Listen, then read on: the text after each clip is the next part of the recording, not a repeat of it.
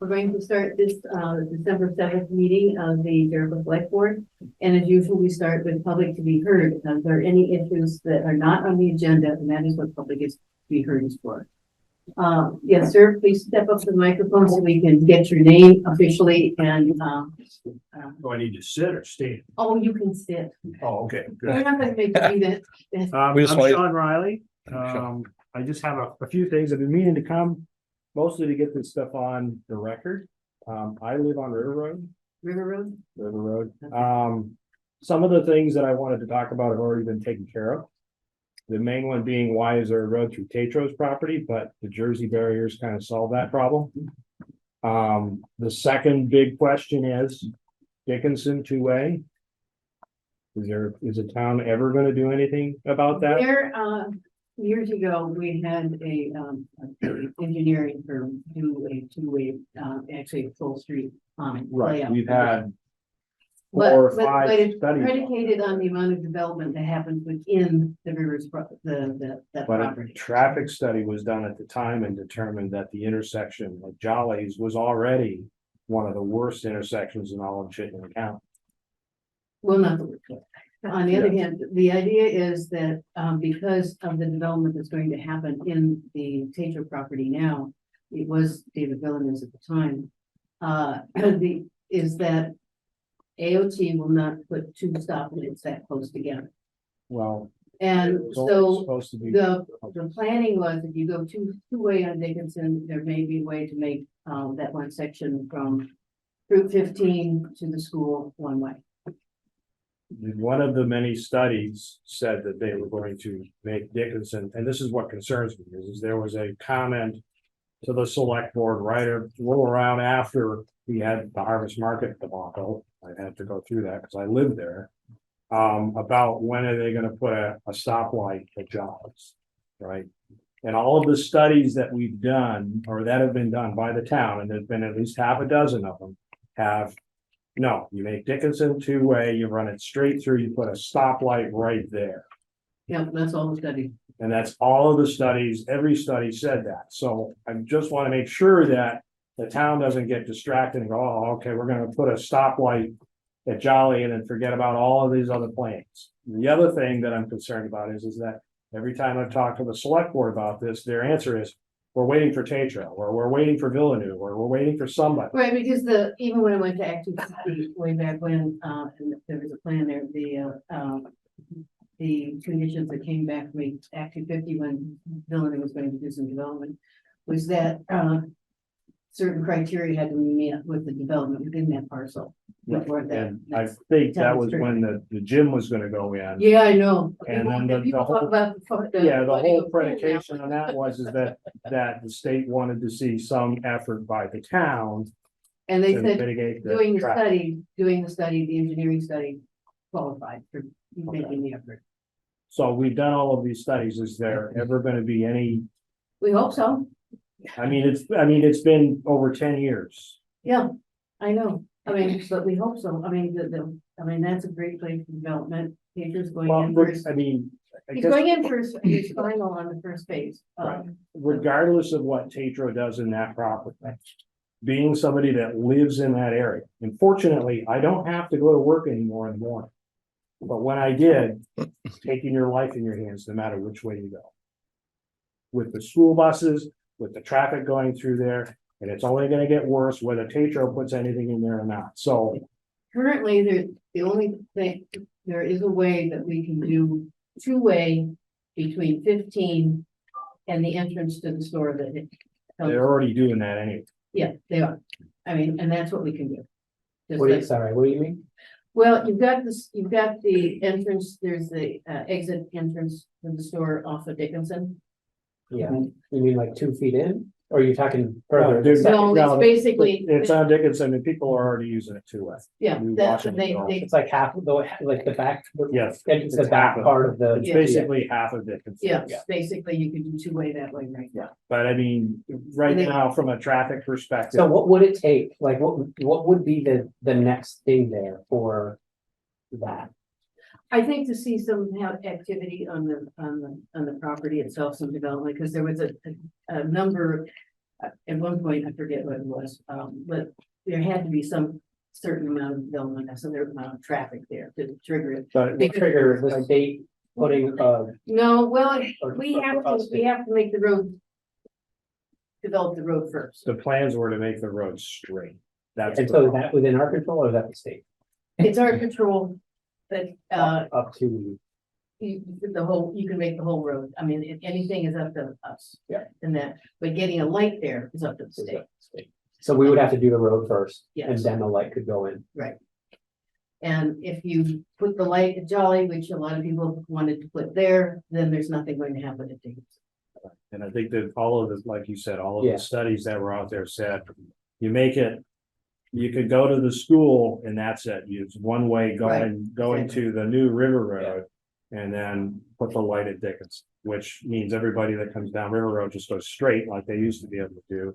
And then they go left again on 15, better sight lines, all of that kind of stuff. Exactly. And then anybody that had to go to the school, they go to a stop sign at the end of that little road that goes to the school and they take a left.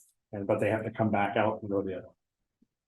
So you basically, you're changing River Road from Jolly's to, I'll say, to Dickinson to make it one way going towards under. And then you have Dickinson as a straight shot. It's now part of River. That's the plan. That's the main plan. Yeah. I mean, at that point, it was $750,000. I mean, I'm just curious because the problem, I mean, we went We through. want to see it happen, we really Yeah. do. So that was the It is first, feedback that I get a lot as, Yeah. a parent with kids in that school. right, so that's the first thing. The second thing. Was gonna be the signs, the 25-mile-an-hour sign, or the whatever. Get it fixed. It's fixed, it's working now. Good. The other question is, and I don't know what you do for speeders on River other than put in a speed hump, because people still fly through there. Yeah. Any reason why the 25-mile-an-hour sign was taken off the corner of Park Street? There used to be a sign right at the end of Park Street that said 25 miles an hour. That disappeared sometime this spring. That's where it's funny whether it's Jericho or Underhill, isn't it? Park Street starts on the other side of Park Street is under. Right. It goes right down the middle. This was No, on the- no, it's actually, sometimes there's a section. Right, this was right on this is on the, I'll call it the Jericho side of Park Street, right on the corner, there was a sign that said 25 miles an hour, and it disappeared sometime in the spring. Was it on Route 15? No, it was on River Road. And I asked the town came by to repaint the school signs, and I quickly asked them, and they're like, well, we don't. So somebody took it off. So now what happens is people come flying in from Underhill, first 25-mile-an-hour sign, they see that they're on the clock and there's. Well, that's good to know because we did not know that and nobody, So that's gone. if people don't tell us. Right. The other thing that does is now. When they put up the end school zone sign. People see that and they assume that's when the 25-mile-an-hour ends. So they start accelerating, usually at the corner, like you can hear them, 9:30 at night, there's a kid that goes, I'm assuming it's a kid. You gotta be doing 70. Nah.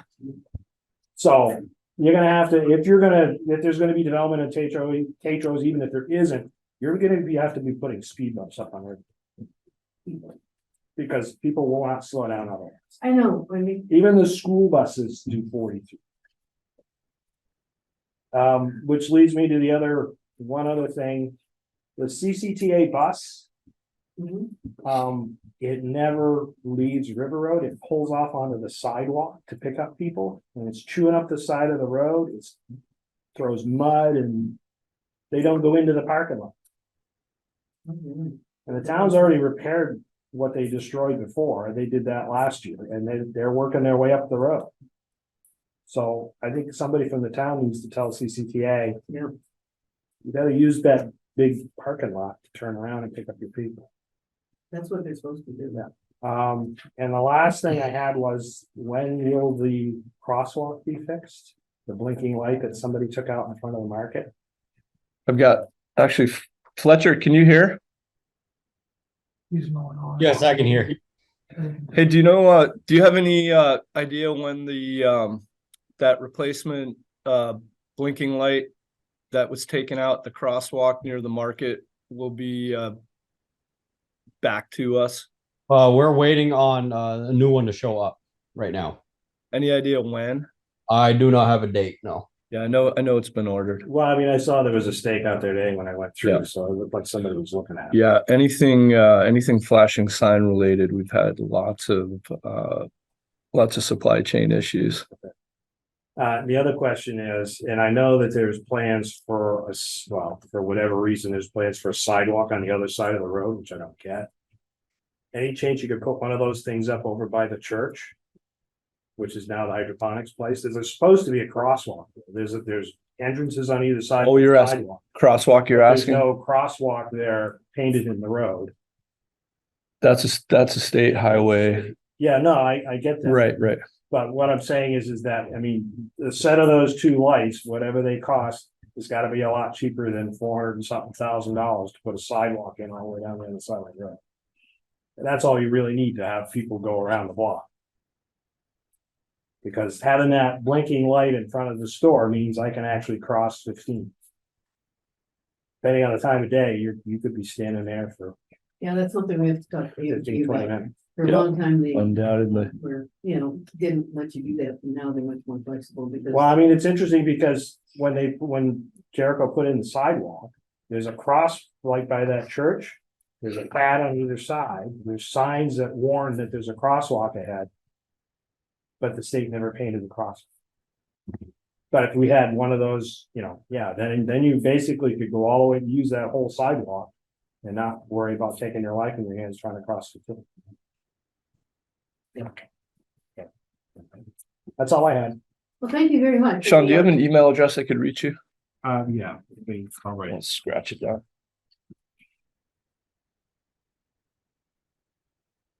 Are there any other issues for the public to be heard? I reach out to the state. Need And then more announce- detail. I just want to. Yeah, who you great. are Thank you. for You the bet. record? Thank you. My name's Jim Carroll. I'm the manager of CS, the owner of 20 Morgan Road. And you'll recall, I was here with Tom about a month ago, submitted applications, drawings to access the Champlain water on Morgan Road and the Vermont gas on Morgan Road. I've also sent to at least one of you a written response to my text to the town engineer indicating that he had approved our project at least twice. We believe it's actually 3 times. I have a copy of the signed permit from the engineer. Most recently, an approval was issued that was conditioned upon Vermont Gas relocating the gas main on Morgan Road. Now, that may be an appropriate action. That may be something that needs to be done, but it has absolutely nothing to do with our project. Now, if we can facilitate, encourage, and support something that's beneficial to the community, like moving the roadway towards our property, we have extensive road frontage on 20 Morgan Road. However, you've got Champlain water on one side and you have Vermont gas on the other. I won't get into the debate that's going on between Jericho and Vermont gas. I have my opinion. I have good copies of information which would indicate that this has nothing at all to do with us.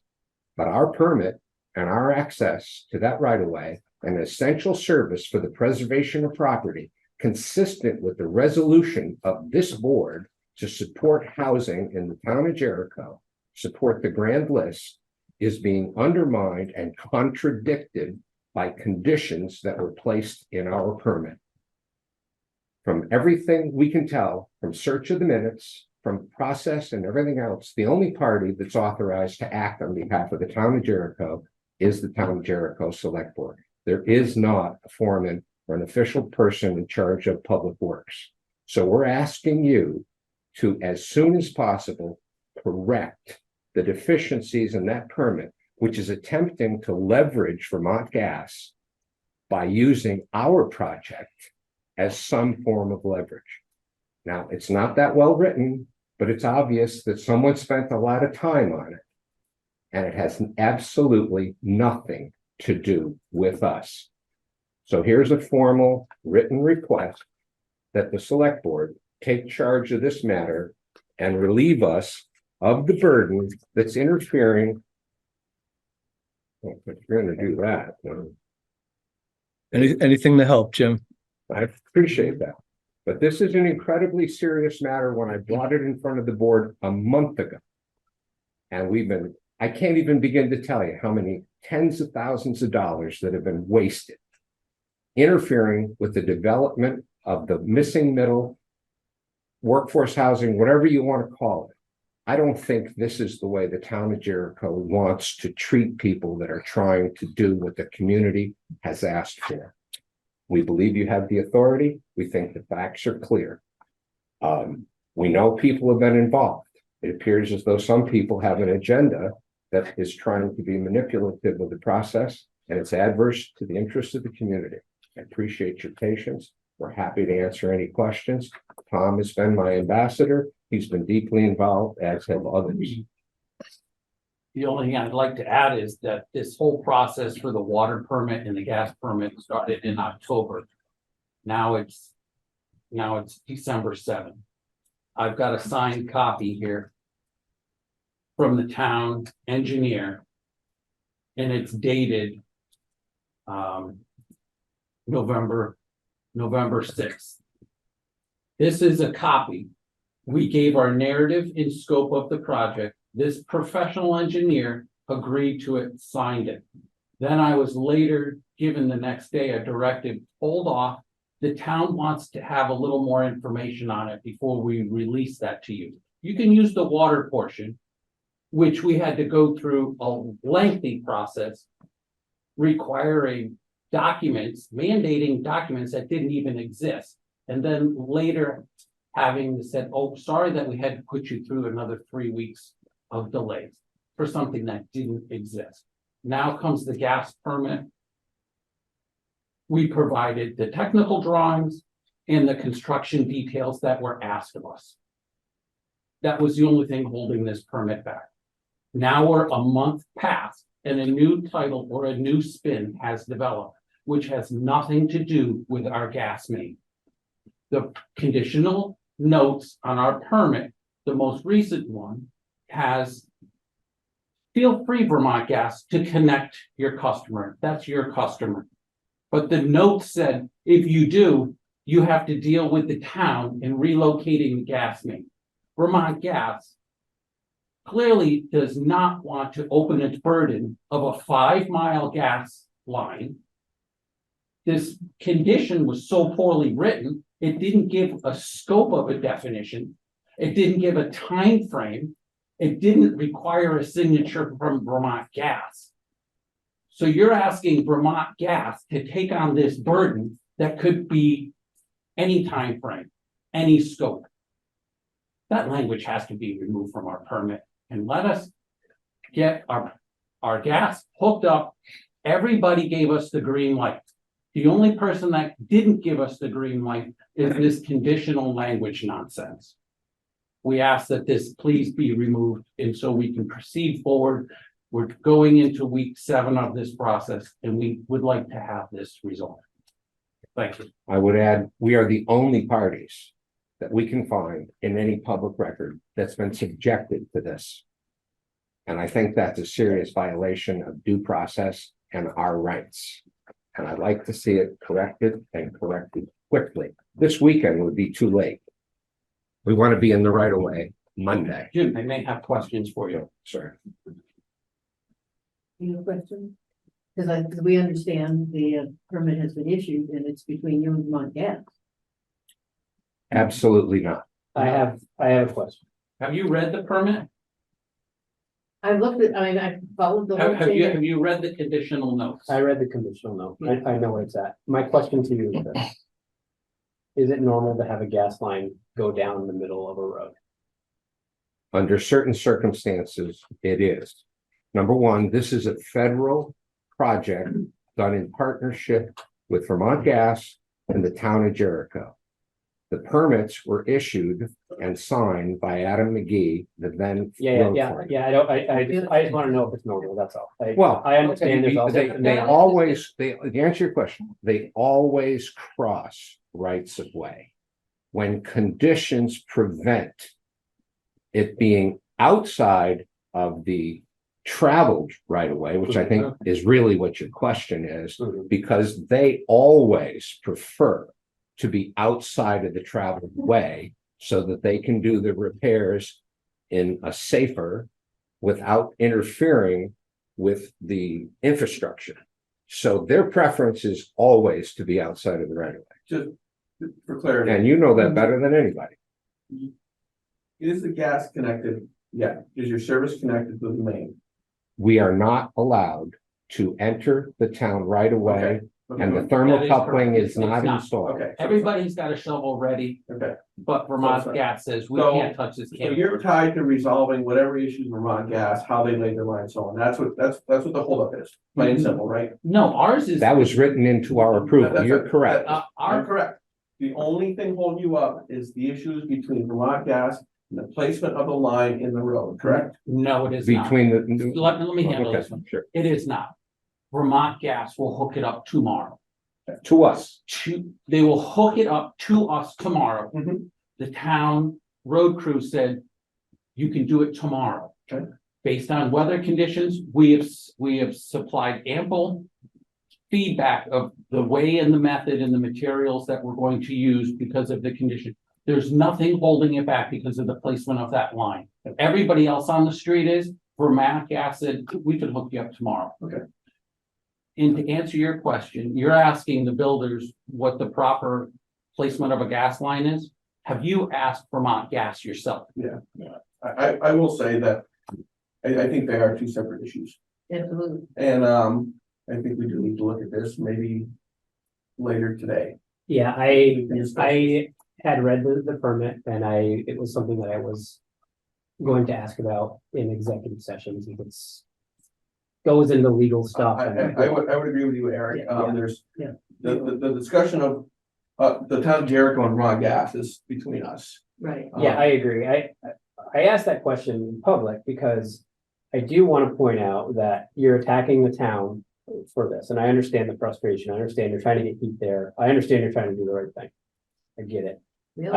I just wanted to let you know that the reason, as I understand it, I'll get a little more information later tonight, is the town is a little concerned about the fact that we've got a gas line going up the middle of the road. And that is the reason for the concern, the hesitation. We understand that equals a delay for you, but I do not believe that it is out to get you guys or that you're being treated unfairly. I do not believe that the employees of the town understood where that gas main was until right around the same time as this project. Well, in fact. So that's why I asked that question. Well, in fact, is Adam was very clear when he met with Vermont Gas where the line was to go, and they did not put it where it was supposed to have gone.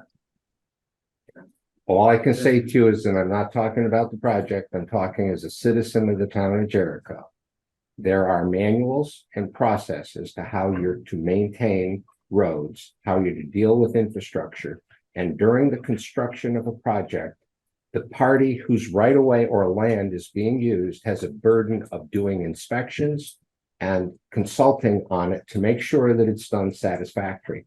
I witnessed a demonstration by the electronic devices that showed every person present exactly where that line was. It has a tracer line from end to end, and all you need is one of these little Wonder Watch things, and you can see it. It was also digitally available. I'm not sure that you have all the information, and I understand all the turnover issues and all of that other stuff. But there needs to be a simple Yeah, I'm process. never gonna read every detail of the permit. I can No, pro- but I can promise you that. you do have a digital copy of where that gas main is. 2 weeks ago, when I was in the zoning administrator's office, he walked me over to his screen and he showed me a beautiful PDF digital map of where the gas line is. This is not a new topic. Right. We got a permit and then you wanted more details. That was fine. All of a sudden, maybe a grader hit something. We understand that those things happen. But the language that was used in our permit needs to be removed because it is too vague. And Vermont Gas won't touch it with a 10-foot pole. And we all know that, everybody sitting in the room. Thank you very much. All right, thank you. Thank you.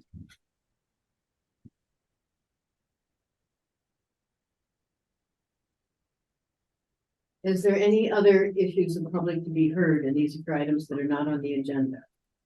Bernie Paquette has a hand raised. Okay. Not on the agenda. Bernie? Yes, hi, thank you, Catherine and company. Hi, my name is Bernie Paquette. I live on Brown's Trace. First, I want to thank the town staff for addressing the previously non-functional digital speed signs. Much appreciated. I realize there was a lot of effort and things out of the town's control to get that done, so thank you. And I'd like to now address a proposal for further actions to lower travel speeds, particularly on Brown's Trace, but in Jericho in general. Bernie, could you hold that, because that's on the agenda to discuss the speeding within and ideas with a discussion within the Jericho Center. If you'd like me to wait till that presentation, I can do that, but it is somewhat different. That one's more general, this is more specific, but yes, I'm happy to wait. Yeah, but it is the same, it is a similar topic, so it would be good Yes. to together. I'm fine, thank you. We won't forget you. All right, are there any other public to be heard issues? If not, we'll move on to review and consider purchase of fiscal year 25 truck, and that's Fletcher Eddy and Bob McGee. We have Fletcher joining remotely. Bob, you want to come up?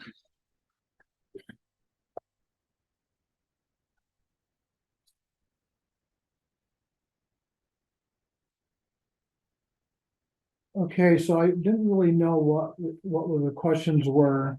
So Johnny kind of presented to me that you're kind of wondering about bids and questions about how we go about purchasing a truck. And is that what the discussion Well, was? part of it was in the past, there's, usually been several people who have put out a bid, and in this case, we didn't know if that was the only bid received or whether, there were other, whether anybody else participated. Because, I mean, there's a difference in how, fiscal policies, they would, we handle it, whether it's only one bidder or whether there's, so we asked if there was other bids. And clearly you've gone out since then and talked about that. And then the other idea was, talk about the need. So it's in the public record, the need for a new truck. Okay, so in the history, past history, is that you had the option of going out to bid for a particular truck. The equipment we have here is international. Unfortunately, like we see most car dealerships right now are owned by a corporation now. So at one point in time, you had a national dealer in Rutland, you had one in Colchester, they had one in Jericho, and they had one in Plattsburgh. Now the company, which is Allegiance, has now bought out all of them. So they don't bid against each other. So they're like on their own. So for us to get the truck, we'd have to basically stick to the international. So at the same time, the same thing has happened to Freightliner, it's happened to Mack, it's happened to Western Star. These companies have bought up their own areas, and now if you want to buy a truck, if you want to send out to bid, then you've got to bid international, you've got to bid at Kenworth or whatever it may be. Yeah, because we used to have some internationals at one point. Right, so what we have right now is all international. The some of the plus points, the pros of it is that when we spec the truck out, they are identical. The truck that recently just came in from the dealer is the same thing as the 2000. I've only been here since January, but the 2020, the 21, and the others that are sitting in the garage right now are all identical. They're basically same specs, same tires, same everything. The plus is that to have that, you do not have to worry about inventory in our shop. I mean, the only thing we have in the shop is the oils, greases, and tires. The other plus is that we're 5 miles from this dealership, which provides good service. When you start getting involved with other trucks, you're moving a person with another person to take it to another dealership, like we have Like Milton, Sherwood, yeah. which takes time, you take, time management is basically what goes away. Is either going to Milton or you're going to Williston. I did go to 3 different dealerships. One dealership had 2 companies, which is Western Star and Freightliner, and they gave me prices. And then I went to Mac, which is there on Industrial Avenue. They couldn't bid because I'm a firm believer, you're gonna buy something or gonna bid something, it's gotta be apples for apples. The problem with Mac, they could not provide the horsepower. The big thing that's happening now is in the past, you could also order a truck or like even buying a car, you could go in and order it and have it come. You're very well aware that the truck just came in, took over a year to get. This particular truck that we're looking at tonight could be a year and a half coming. So that's one thing. And then the problem is you only have one body company, which is the Viking down there in Williston, which is going to be the other deterrent because they have tons of trucks out there trying to get built. So if you don't play your cards right, ordering the truck and making sure that they have a slot open, it's kind of a ripple effect. So whatever you decide tonight doesn't mean that you're going to get it near have could very well be that they're going to have to talk to Viking, the dealer, to make sure that we have the slot open for that. So it's kind of a ripple effect. Now, as far as the pricing, and I think you saw on the quotes, is that the international is the cheapest as it is right now. And the other thing that I know you people are working on the building, to try to get a bond vote. The other thing that's happened is, I think, Joe, you were in there the other day. Some of our trucks are shorter because of the old building. And the problem is, when you've got a shorter truck, it costs you money because what they're doing is they're taking a regular body and whacking off the back end. Yeah, we saw that in the Yeah. report. from Yeah. the- from the Right, so town. that in itself is another problem. So the truck that is getting built right now is going to be built like the rest of them. You're taking a yard, you're losing a yard, a yard over a period of time, hauling sand or gravel or anything else. It's a lot of, it's time management and it's material and fuel. So what it gets down to is they are a little bitter as far as quotes. All these dealers, regardless of whether it be Allegiance or Charlie Boys or even Mac has nothing in your yard. All the trucks they have up there in Milton have already been spoken for, and they're all saying that it's going to take time. It could be a year.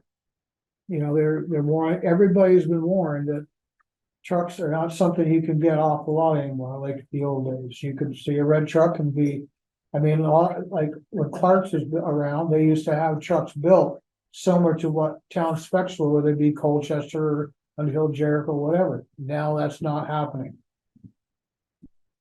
Yeah, I appreciate you coming in and talking about this. It was important to have this on the record rather than us looking at cold, a proposal for 250, that's gonna cost $250,000. Right. Yep. So this is, this is an important discussion. I just have one question, obviously, because clean air is always a. Are there any trucks in the Northeast that actually meet the California clean air standards? These the current trucks we have right now come with the up-to-date most clean air standards. All the internationals, the motor we're purchased right now. Yeah, they meet the EPA standards, but they didn't meet the California ones. I read all the reports. Right. But I just wondered if there's anything in the Northeast that eventually will meet the clean air standards. They will have to eventually. That date of upgrading of air quality is going to happen. I imagine they're working on it right now, but the trucks we have right now with the current motor that's in there is the best we can get at this time. Thank you, David. Appreciate that. Any other questions? Yeah, I got actually a couple concerns too. And again, I appreciate hustling this stuff down, and we talked a little bit about that the other day about. But I'm also concerned that we've got a ton of information from the international truck, but nothing on any of the other ones.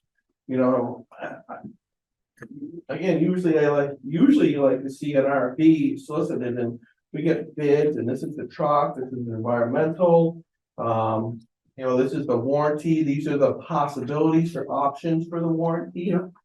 We've got like only one of those. Right, We so- don't have any other information to. So all these dealers, I've dealt with them for years, whether it's buying school buses, town trucks, when I was in the town of Duxbury or anything else. At the time, these specs were passed down from the other truck that you had that you received, which would be the one Adam received a year or two ago. So these specs have been carried down because they're all identical. So when I went to Milton, I did give him a copy of these specs. And at the time, he did say, he took what he could see there, because basically what it looks like is horsepower. It's got to do with horsepower. It's got to do with the transmission and the weight. As far as the body, none of them could commit to the body because building the body on International is a different building body on a Freightliner, which is different, putting on or any other type of truck. So at the time, if you wanted bids, they'd have to go back and talk to the body dealer to find out what the price would be, because everything's not, all things are not the same. So when it came to the specs, he looked at what it would cost him looking at this, but not including, the warranties are different. I mean, the best warranty right now, as you can see with that paperwork that I got, is International. Because some of the axle stuff is not covered by the Freightliner or the Western Star. That was 60 months instead of a full 7 years. But that's what I got down to. You can feel free to talk to Sandy. Sandy was the International salesman years ago here, and he was up, and so I did tell him what we had and what we were speccing out. So at that point in time, he looked up what he could provide for a vehicle, but could not commit to the body or the wing and plow because of the fact there are different components that go on those trucks. So the setup for Viking, I guess Viking's the only one that does the setup. There is a substantial difference between putting that body on an International versus that It's all got to do, Western Star and so on. yeah, there's components, brackets, where the hydraulics go. Some trucks are usually, the hydraulics are always done from the front end of the motor with the pump, but then other trucks are done off the transmission. So at that point in time, I think what you were looking for was just information on if there was base price for the trucks. I was looking at base price, but they could not come in on the body, and they would have to talk to Mike. That's why I gave all of you the phone numbers to talk to these people if we needed to. So my understanding is we're talking about a truck, but we're not going to move on it right now. We don't have the information we need to move on it right Well, the idea is that we prove it as soon as we can, which would probably be tonight. I mean, that was the original idea. I'm not comfortable with that. I wanted to ask a question to the road crew. And you sort of touched on it. Would we order this one with the shorter box to fit in the current garage? No, because we did a lot of moving around. And we took the truck to the high drive and we kind of moved the building around just to see, the what ifs.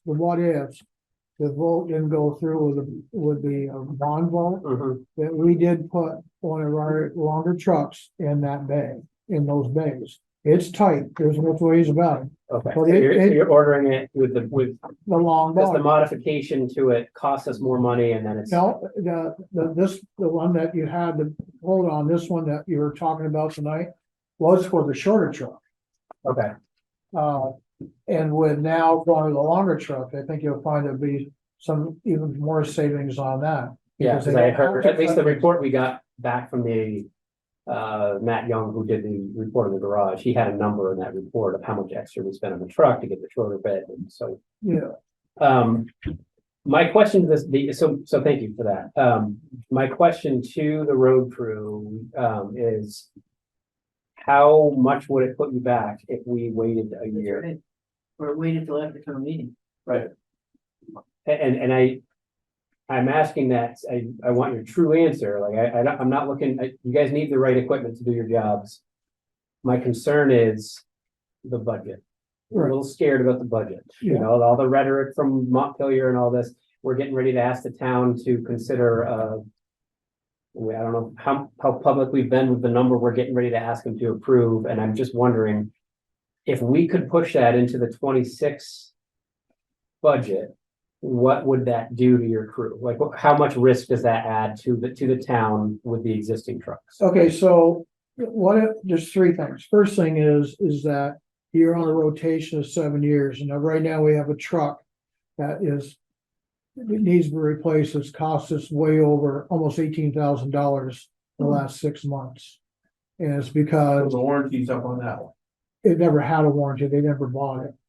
And and not only did they didn't buy it, the truck, after 7 years on any town truck, just because of the wear and tear, the roads and everything else, this truck has just gone downhill. So having the 7-year warranty, a lot of that stuff is covered under the warranty. Now, your question about moving it, the truck that Roger Miller's driving right now is a 21. And so if you move that somewhere, they're trying to do in cycles, 7-year cycles, so you kind of spread them out because of budget. Yeah. And that is the reason why this truck is coming up. The other thing we're looking at is growing pains. Now, you know, you got that development going in, and like you say, they don't want to debate that now, but that's something that's coming in, and you got other roads that are being taken over. If you add more roads, you're adding another truck. Currently, right now, we have two what do you call dirt trucks, doing the dirt roads. However, we only have 2 big salt trucks, and we're using that little low pro truck, which is something that has to go back and forth to getting salt, which does all the developments like Jericho East and Starboard and all those other ones.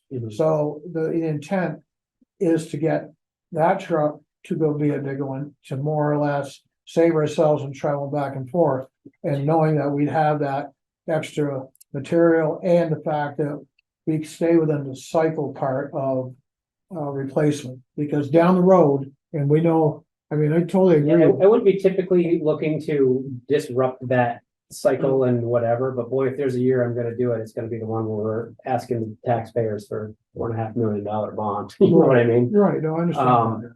So that's where my dilemma is on this one. And what happens with that 21 is we will be running out of that warranty, but you could still end up with that 2017, which has cost us a lot of money. We could run into a problem there. Yeah, we got a good mechanic now. Yeah. Yeah, so good bookkeeper too. Yeah, yeah. And again, I'm coming into the middle of this. Yeah, And just a quick conversation, but we've got a couple trucks with problems. Is it the truck that's a problem? Or we're not getting the same truck again if we go with the new one, this other one, are we getting this, are we buying another one that we're gonna have trouble with? no, that's the reason why we've been sticking to something that's run very well since when Adam was here, and when he came in and you guys started purchasing truck on a regular basis, the 2017 is a Freightliner. And that's one of the problems, is that's the one we'd have to truck up to Milton to get fixed. And it's that lately, that truck has been to about every different dealer trying to get this vibration out. We know it's something really serious. We took out our rear end, which is the reason why I talked about axles, you know, that the axle warranty is only 60 months on that. And that cost, I believe, around 10 grand. And then we had a dry shaft issue. There's been several other issues, and it's up, like say, vibration. They've spent like 18 grand on it. So that, you know, that's. But is this the truck we were talking about not doing a trade-in for, because we were gonna keep the old one? No, that's the one that we're talking about. This is the one here, the low pro, we call it. It's a small one. That's the one that, it's not even, it's like a 1-ton truck. Okay. So that one has been out doing what a tandem should be doing. Gotcha. And Casey Clark is the one that's been using that, and he, like I said, he spends a lot of time going back because it doesn't take long to use, a yard and a half of salt. Okay. So the intent is to have wiggle room when this development does start up, and it sounds like I don't know what you mean by the development. Yeah, what the, imagine the road is gonna be taken over there, correct?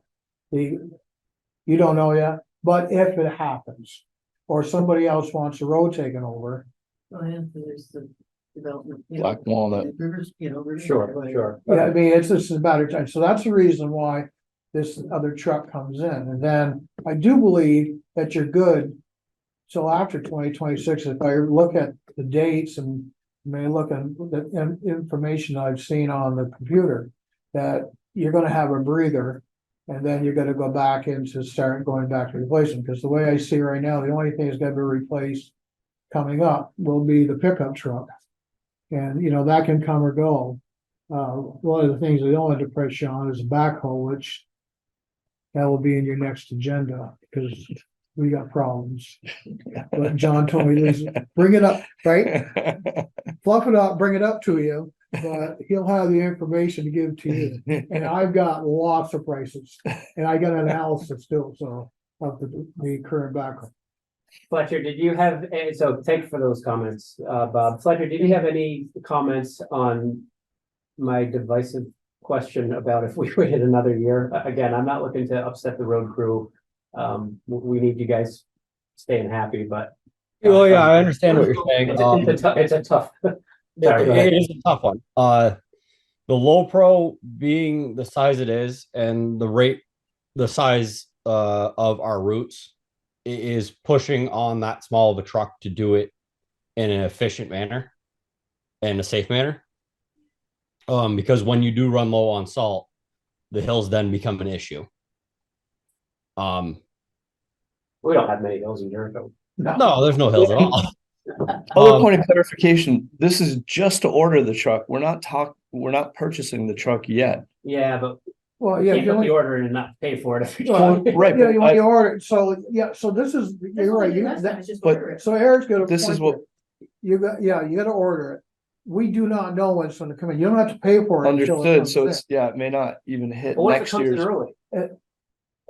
The other one came in what, A a month year or and a half two, later. a month or two earlier. They thought it was gonna take 2 years to deliver and it ended up taking like 18 months. And But it's you don't have to pay for it now. I know, but we're basically assuming we'll pay for it in the next budget, which we're. No, it could be budget It after. could be 26 or 26. That's the budget you were looking at. So you're saying it would come after June 30th of 25? Oh. And we gotta decide that now? yeah, The unfortunate thing is, in the past, no, we wouldn't be talking to you tonight.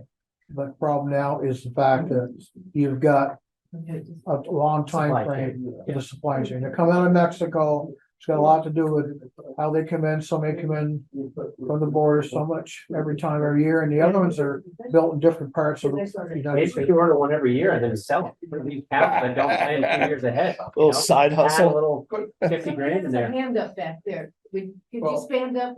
Yes, ma'am, if I may. Yeah. I'm Sandy Ladd from RR Charlie Boys, and I was hoping tonight to maybe help with this discussion. I had contact with Bob McGee, and he stopped in my office, and when that happens, I tend to watch the minutes and I look for bids to be posted, and I haven't found anything until I saw your minutes that you were gonna talk about trucks tonight, so I thought I should come here and help with any information that I can pass You along. wanna have him talk? Fine with me. Okay. Come on up. If you don't mind, I don't mind. So you were- It's gonna be a long. You are the Sandy Ladd. Apparently. All right. I wanna ask Bob one quick question, just for clarity. I'm seeing on your typewritten information to us, Truck only 142, but I scroll down farther. And I see total vehicle price of 151. Why is that different?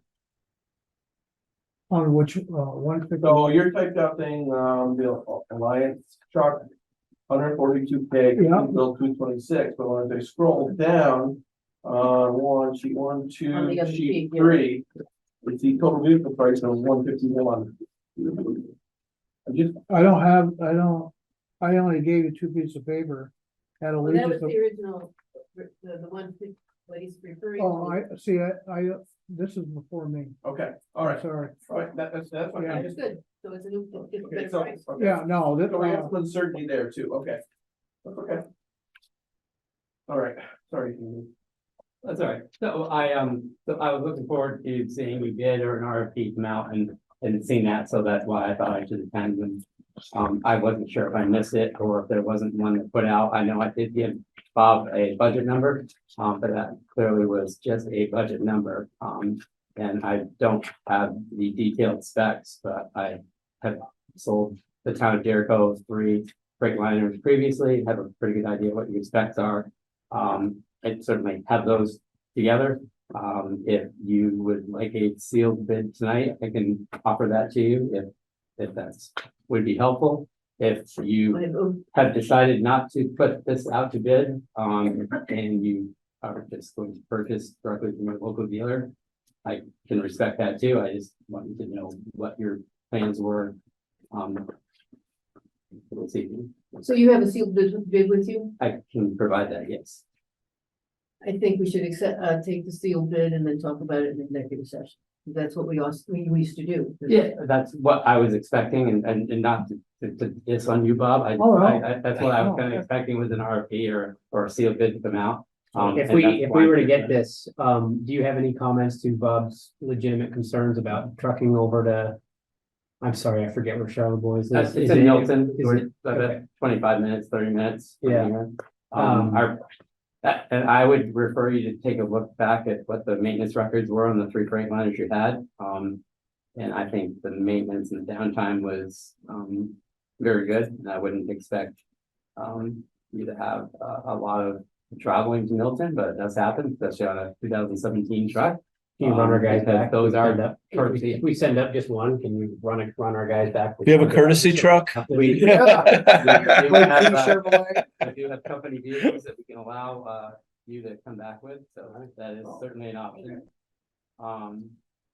So it's certainly up to you. I just didn't want to miss the boat, and I felt like I did miss the boat, and I didn't know if I missed an email or missed a posting, but I just wanted to make sure that I mean, we're happy to look at it. I will say I tend to listen to our road crew as far as what they recommend. So Sure. if they're leaning towards international, that I'm just telling you up front, that's gonna No, weigh heavily on I my respect decision, that. but I Sure, would love to look. at yeah, no, I respect that for sure. So I guess my question is, we've got 3. You said you talked to 3 like vendors. Talked to Sandy on 2, Mhm. which is Western Star and Right, Freightliner. okay, He said Western Star is more expensive and that would take longer to get, correct? No, just the opposite. The freight line would take. I'm longer to sorry, get, the Freightliner, But right. it actually, Would it push it into the 26 budget? so it actually. Do you have one that could come in 28? No, it really doesn't matter because the Viking wouldn't accept a vehicle from us until the end of next year anyhow. That's right. And our freight liner slots are lined up with that, so it'll be a match for them, so we could certainly get it then by the end. my question is actually is in regard to that, but thank you. It's more of, you talk to the Kenmore. Kenworth, I'm sorry, Kenworth, Kenworth. That's what Cadillac is. Yes. Well, no, so we've got stuff from International. We've got stuff from Charlie Boys. You happen to show up. Are we leaving anything out if we don't have the 3rd? No. Okay. now, I checked, Normally it's only been Freightliner. and so I Okay. checked with Because Matt. Mac didn't have, Matt can't meet the.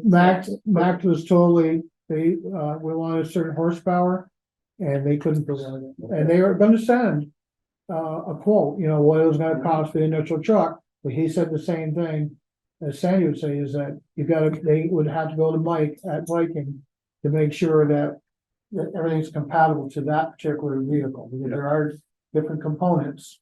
And even like, Not an issue, Bob. yeah, well, no, but that's the thing, we're bidding out, that would be. I just want to make sure we're fair to all interested parties. Yeah. Oh, yeah. Yeah, way back in oh gosh, early aughts. They had a Mac and like the Mac, but Mac hasn't been able, been within either the price range or the horsepower. Okay. And I'm sorry, the one you're running now that you were talking about, what was that again? The one, the old one that's. The model. It's the Freightliner, it's a Right. 2017. I think it was the last one, yeah, because we had several. I believe it is. Freightliners, yeah. Correct. Yeah. Because I remember doing all the research on the EPA standards at the time. The good news is we do have a California emission engine that we've been ordering and selling in our trucks for over a year and a half. So if that's attractive to you, then we have that product. Right, so I think, are we gonna accept the bid and then we'll move this decision into executive session and? Yes, because that's when we had sealed beds that come in, that's exactly what would happen, is we would, the dealers would talk to us, but much like they did tonight, give us the bid, we go, executive session, we talk, sometimes it's just truck meeting. Mhm. And then we go to executive session and talk about the truck. And, back and forth, what the road crew wants, what what the bids say, and back and forth. And then we come out and say, thank you very much, we appreciate everybody bidding, and this is who gets it. Well, cool. The only thing that I'll say is, I do not have a Viking quote with me. That Viking quote that, they provided you, you can use with Freightliner also, that would be the same price. But That's helpful. again, I wasn't aware that was all happening, but you can take that number, whatever that is. Yeah, you should be able to take it right off your, and add it. because that Yeah. was obviously their quote that came in. Well, thank you very much, we No, appreciate absolutely. everybody. I can give this to you. Yes, So please this do. is the chassis price. There's the warranty in here Right, and all the detailed information on the cost and what it covers. And then also a discount for early purchase. Rather, we are able to discount your price if you pay for the chassis when it arrives at the dealership. okay. So, I can take that, Sandy. Thank you. yes. Jim, Catherine, I own a couple of vehicles myself, but one of the things that's always bothered me about the process, particularly in municipalities. I've got clients that run trucks for 1 million miles without putting a wrench in it. It has a lot to do with what the specifications are of the truck in terms of availability of parts. But most critically is the availability of the technicians to service it and the friendliness of the people that are operating it. And so this is like designing a house that moves, opens up, closes, and it operates under the worst conditions. I've advocated for years to the Selectboard in Jericho that you should have a road commission with people that understand diesels and hydraulic lifts and steel vehicles and understand warranties, because this is a big picture. If you drive through town, what are all the yellow trucks that are driving around? That will tell you the availability of parts, what at least one user who probably owns as much trucks individually as most of the rest of the community own. And if this is an involved thing, and those little details make a big difference. You can buy a lemon just because you're cycling through. You may have the best truck in the world. You do compression tests, you study what the truck is, what its components are, how it's functioning before you decide to send it away. We sent away a rubber tired excavator, got $20,000 for it. It resold at Iron Planet auction for $40,000. I called the guy that bought it and he wouldn't sell it to me for less than $69,000. This is complicated technical business, and I think you need an independent voice or a group of people that knows what they're doing, because this is a strategic plan that involves personnel, equipment, facilities, cost of capital, whole bunches of things. And just doing it the way we're doing it, I think is not the right way to do it. Thank you, Jim. And I would like to make a comment, okay, and I would like to address it to you. I am a certified technician. I started with Uncle Sam in the Army. I transferred into the Air National Guard in South Burlington, worked on all the Oshkosh trucks. While I worked, I was here since January, and the equipment's in very good shape. But the bottom line is this: I've kept up on all the technical stuff. I think Sandy knows my history. I was 20 years in the town of Duxbury, doing the same thing you were doing tonight, and making sure that we get the right equipment. Right. But it gets down to, I think there's a good staff that you have here that runs equipment very well, regardless of whatever it is. But the thing is, I can rest assured, I know everything about hydraulics, diesel motors, even equipment, because that's all I've done all my life. I'm 67 years old, and I've done it since I graduated from high school. That's all I've done. So I feel that, not to my horn, but I don't like being challenged when it comes to that.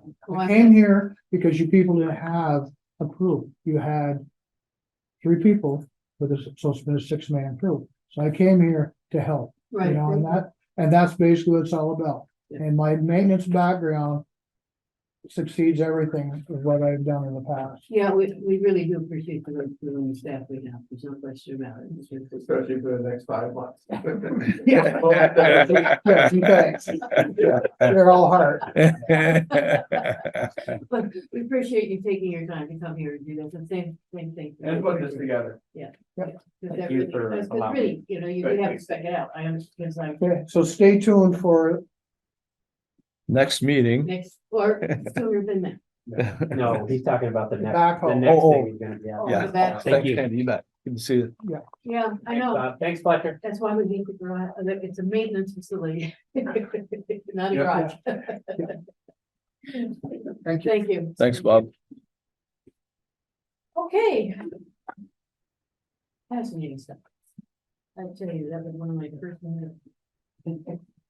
this stuff. I spent so much time reading trucker news in the Wall Street. I tell you. You gonna handle on? Oh, I did. I tell She you. put a CB in the kitchen. But, you know, because, we wanted to make sure we, you know, the trucks were good and, I learned about it, but next on the agenda is Conservation Commission request for $35,000 allowance allocation to support the Vermont Land Trust conservation of the Davis Farm, and Tom Barabo, Mayor, God, I couldn't talk tonight. Barabo was going to speak. Good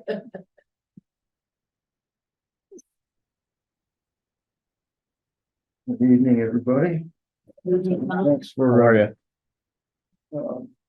putting us on the quick notice, because we had it from reliable sources that closing on this was kind of time sensitive, so appreciate being able to talk about this project tonight.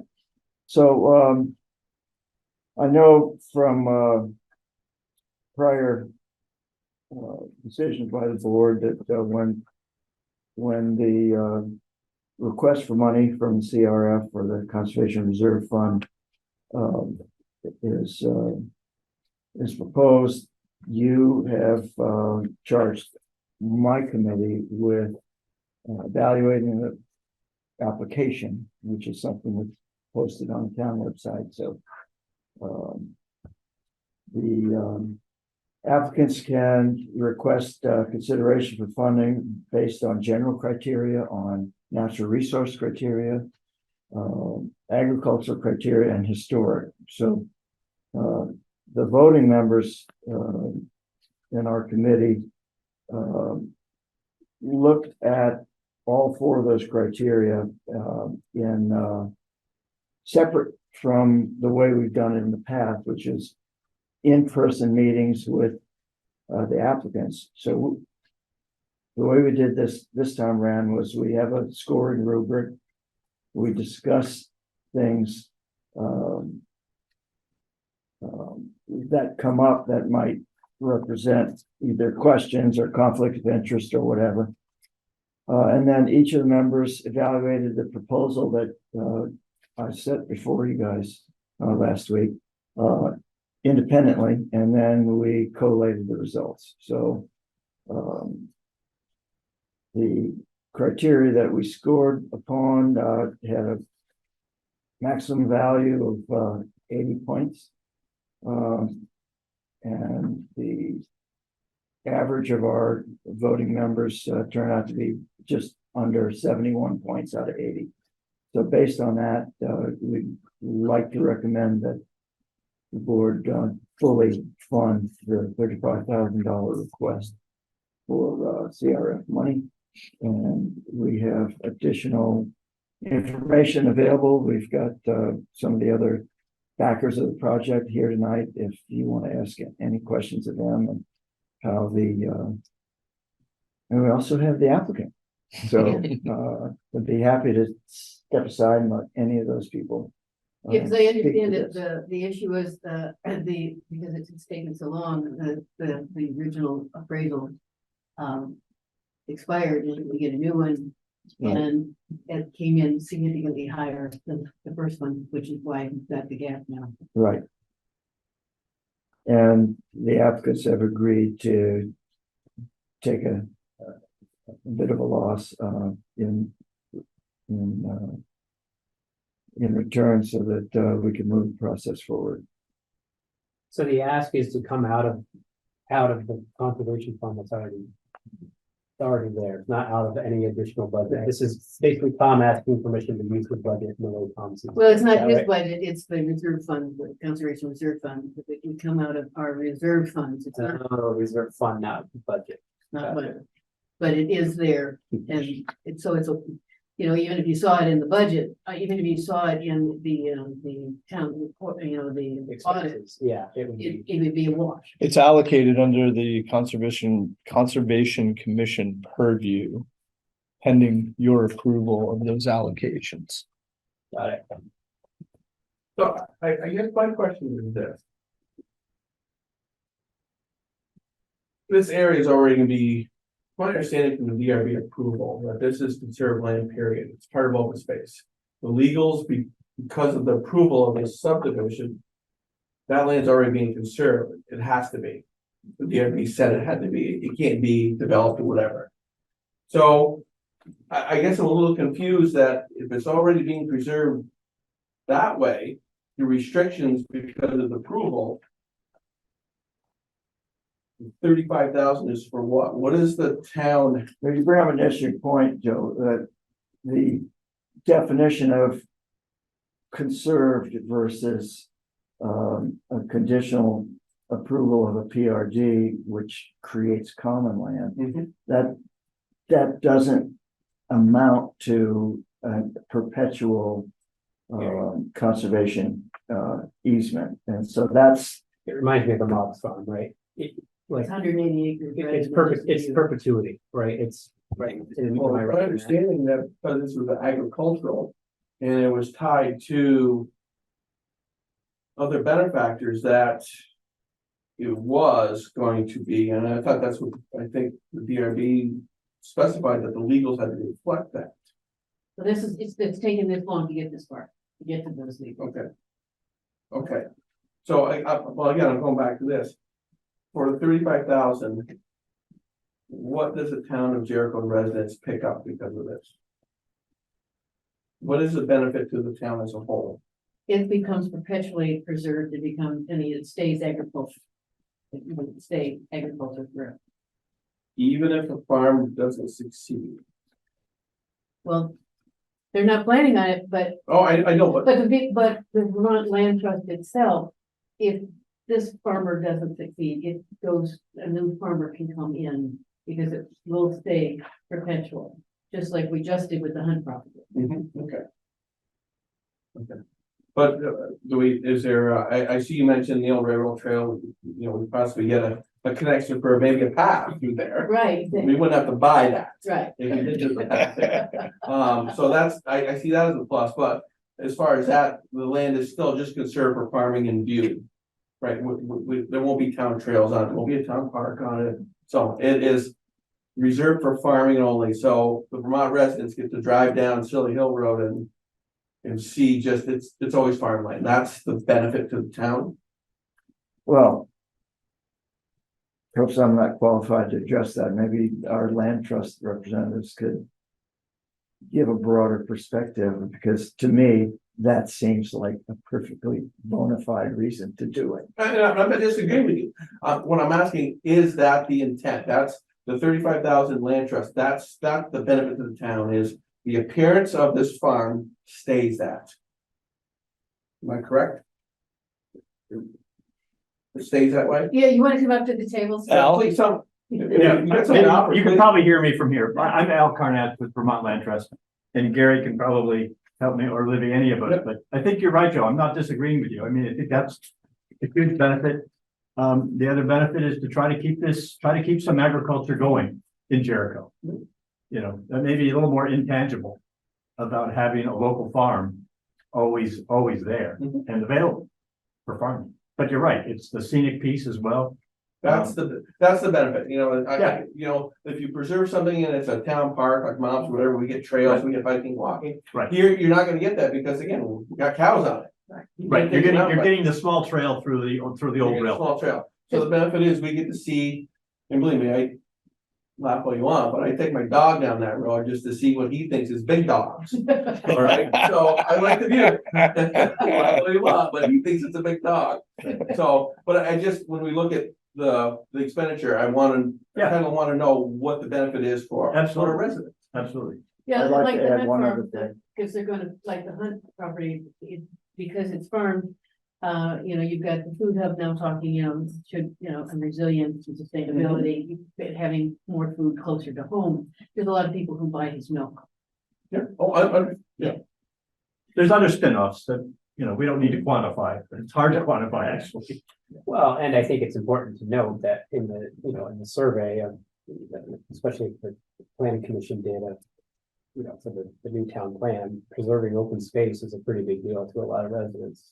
So, I mean, I should like to also add that since the Browns River does flow through the property and it's a very important part of the watershed, this effort to conserve the farm in perpetuity kind of goes hand in hand with what's already in place as far as the River Conservancy is concerned, to maintain the water quality in that stretch of the river. So, you know, we have a downstream commitment to citizenry to make sure that the quality of the water in the Browns River continues to be so, especially if there's going to be upstream development pressures and so forth, because the Davises have already done a fair bit on their part as far as keeping the river clean. And So they're following the standard agricultural practices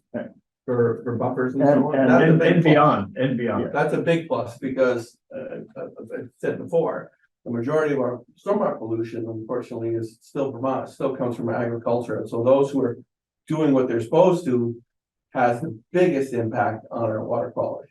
Yep, and that's the other difference perhaps between a town open space agreement versus our easement, because we have additional protections on the water, Okay. on the waterways, on the wetlands, all of that. Okay. So this is what the Conservation Reserve Fund was voted to do. Okay. And this is, again, I'm really late to the party. This is allocation funds we have typically for just this purpose. The populace voted to add an amount every year to the tax rate. Okay. They do this. Okay, good. So with that, I'll make a motion to approve the request for $35,000 allocated out of the conservation reserve fund to preserve the Davis farm. I will second that motion. All those in favor say aye. Aye. Thank you very much for the work you've done, and Thank you. glad to keep Gary the farm. should say something. Yeah. Thank you, Gary. Thank you. No, we should thank Gary. Yeah, That's what we we should thank should be Gary, thanking. because he's taking, a Thanks, Gary. discounted rate himself to do this. So, I mean, people appreciate the compost as well as the milk. All right. Thank you. all. thank you. Thanks, Gary. All right, well, Tom, you're here again. Man of the hour. And this is to review and consider the Emerald Ash Borer grants and funding requests. And that's Tom Jericho and Don. No, I'm Don. Oh, you're gonna be gone tonight? Hi, Don. Hi, Don. Hi, Tom. Oh, yeah, I could auction it off. Right. On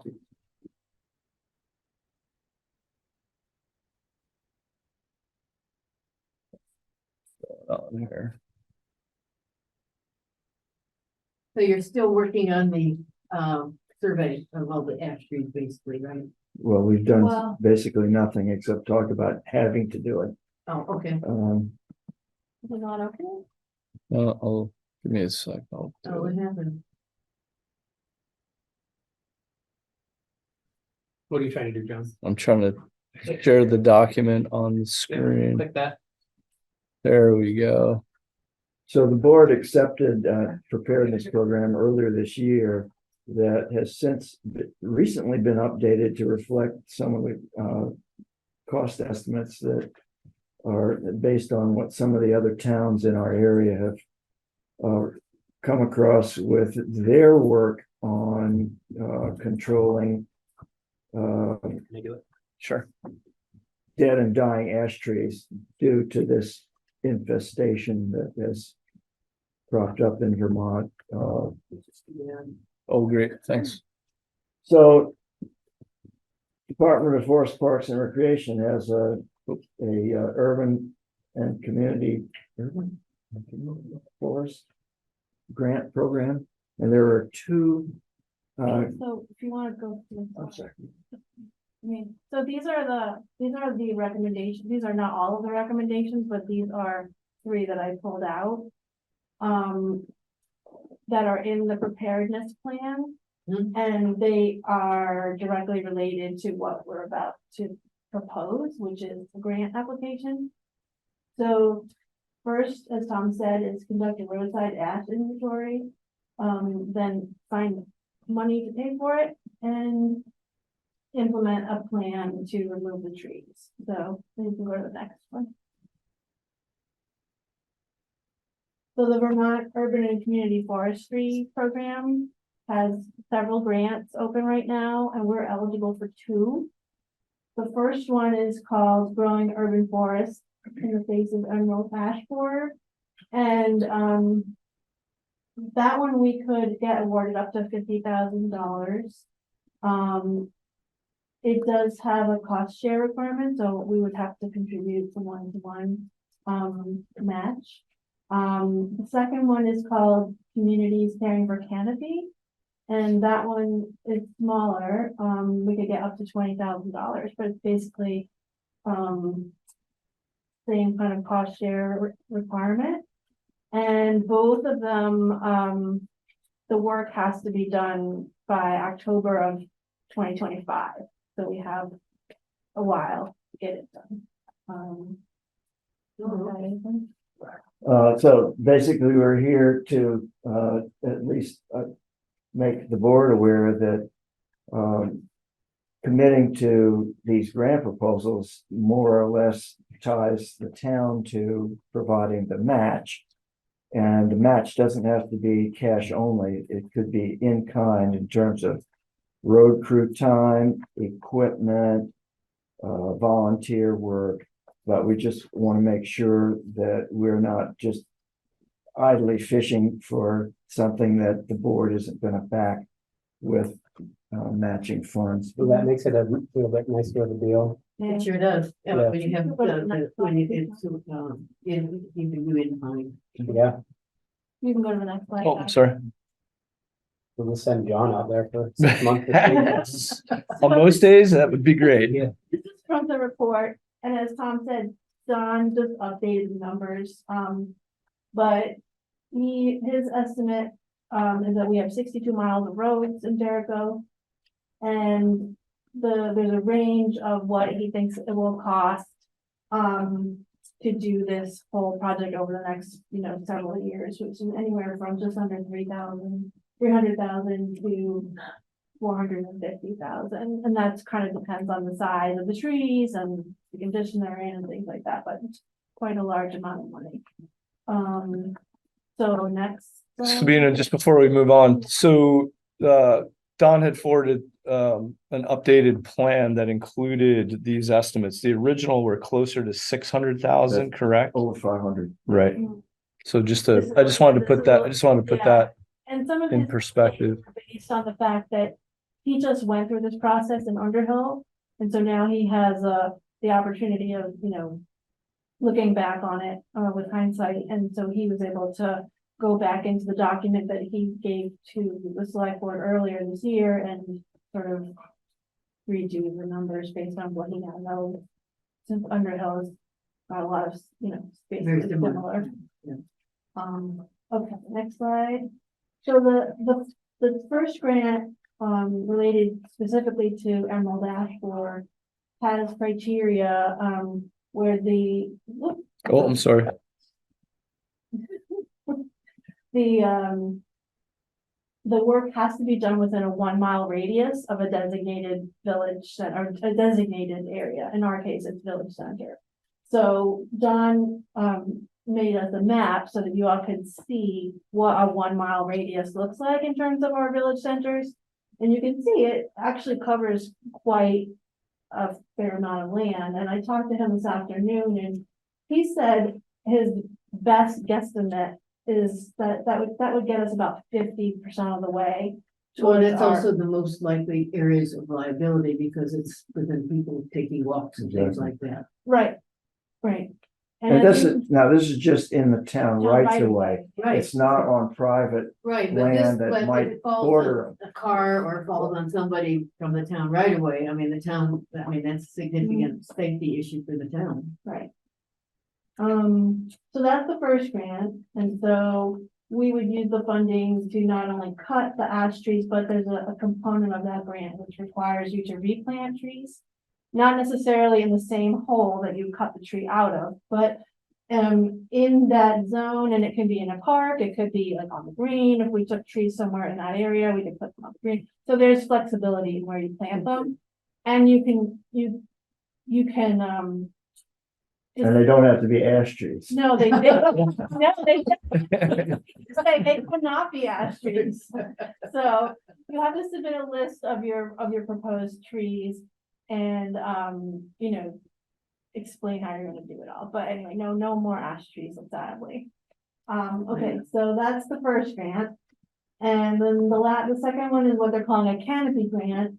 And this one would allow us, we're hoping to hire 2 interns this summer, and Don did this work with an intern in Underhill last year, so we're kind of basing it on that. Who could then go through the town, and there's an app that they use to collect the data and basically get the survey work done for us. And we're also, we've been talking about trying to recruit volunteers. So we're hoping that these interns could then also help us, maybe spread the load a little bit and train some volunteers if we can get some. Maybe get some kind of neighborhood nucleus going in each of the Yeah. areas and Deputize some tree wardens. that's right. And then the second part of that would just be, we do have a tree nursery that's sort of, is it officially planned or semi-planned? Semi-planned. There's a fence around it. Right, which is on the town highway, land. And the idea behind this is that if we get trees of a very small caliber when they're young and grow them up ourselves, it's a significant cost savings to the town. So the more we can do that and use this money and pool our resources in that way, that also just helps us plant more trees in the future at a lower cost to the town. Now, do you know if the utilities have done all the cutting that they're going to do? I asked Don about that. He doesn't think they have finished. He thinks that they have done the highest risk areas so far. He said there's more work to do. Like Brown's Trace wasn't done, Barber Farm was. other, like Velco maybe hasn't done as much as Green Mountain Power. So there's still work to be done, and he's aware of that, and he also reminded me that, the app that we use to fill out the form asks you if this particular tree is in the utility right of way. So part of our survey would help us determine, how many trees actually are still needing to be cut by the utilities and how many are not. So again, it's just collecting data so we can make more informed decisions. More questions? A lot of money. Well, there are three levels of response to the threat. One is do nothing, which in the short term, the town wouldn't spend anything.